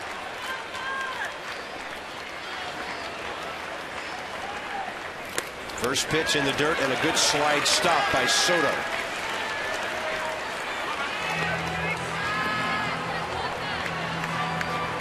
By the way, in Florida, the Marlins have battled back to tie the Phillies 6-6, 8th inning. And Pudge against Graybo, great numbers. Graybo's got a deceptive off-speed pitch. He hides it well. He had Danny Espinosa fooled.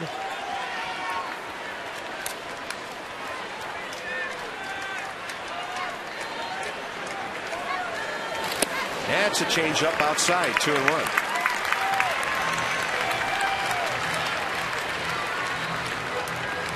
Bottom 8, the Nationals lead 5-4. They've out-hit the Cubs 13-8. And looking for breathing room here.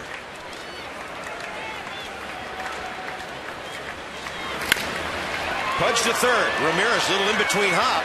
Thought about the tag, and then he goes over to the other side. The Nationals have stranded 11 base runners tonight. Drew Storen coming on for the ninth.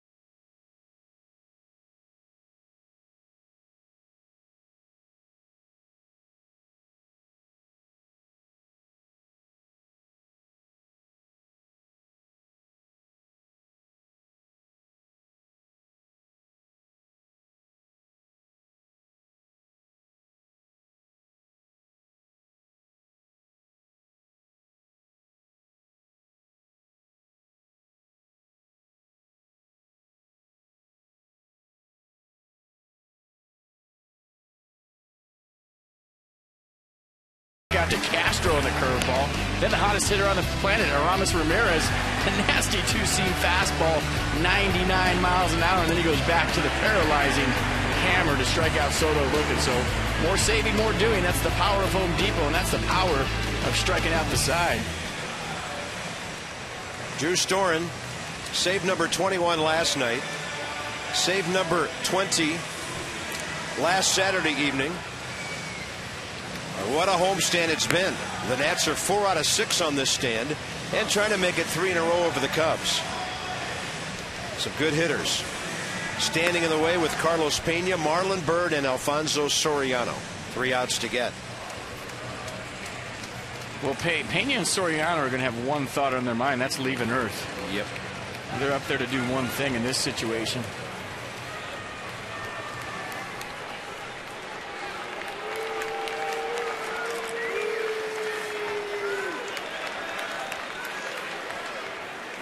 Last night, Drew Storen did not face. He faced all 3 of these guys, plus Darwin Barney.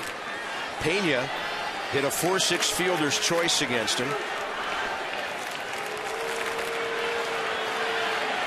So these guys know each other.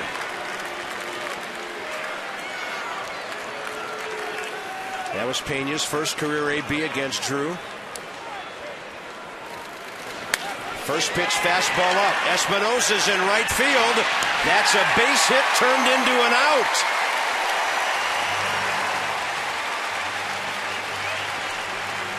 How about that? A lot of times you'll see the shift, but the second baseman can't play this deep. Why? Because he doesn't have this arm. Most second basemen don't have the cannon that Danny Espinosa has, so it gives him the luxury of playing that deep on Carlos Pena. And if he's not playing that deep, he doesn't get to that baseball. Last night, Marlon Byrd had a base hit against Storen in his first career matchup with him.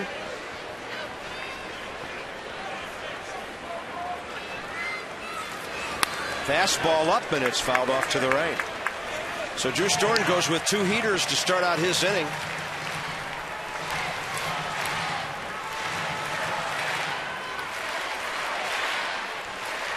Well, this is Drew Storn's 5th game of the month already, and that's why when I saw the bullpen quiet, I thought this game was all Henry Rodriguez, but Drew Storn has been working hard.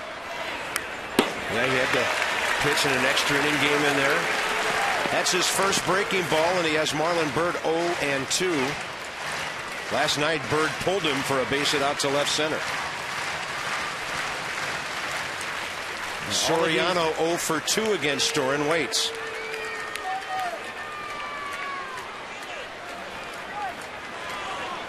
Crowd quiet for an 0-2 pitch with Byrd getting time from Chris Guccione.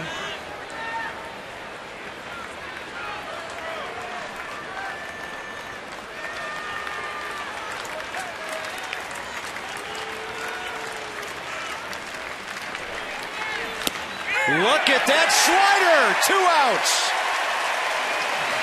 Unbelievable pitch. Unbelievable location. Last couple times out, Drew Storn has been searching for his slider, and tonight he has it. You can't do it any better than this. That's just a big league hang with him for Marlon Byrd. That's a perfect pitch, perfect location, perfect late break.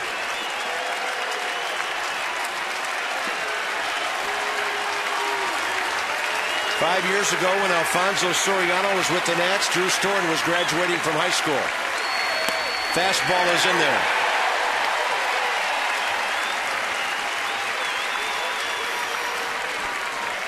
They faced each other last night, and Soriano fouled out to first base.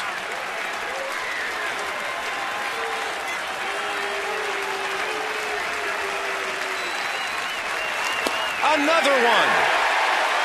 0-2.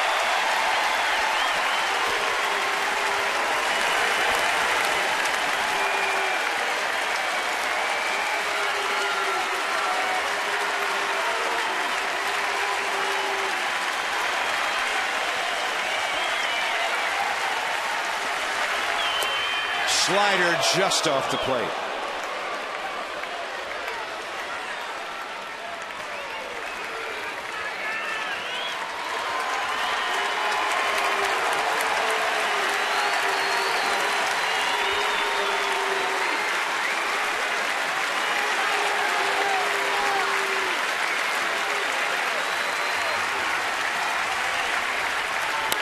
Breaking ball, and it's just off the end of Soriano's bat.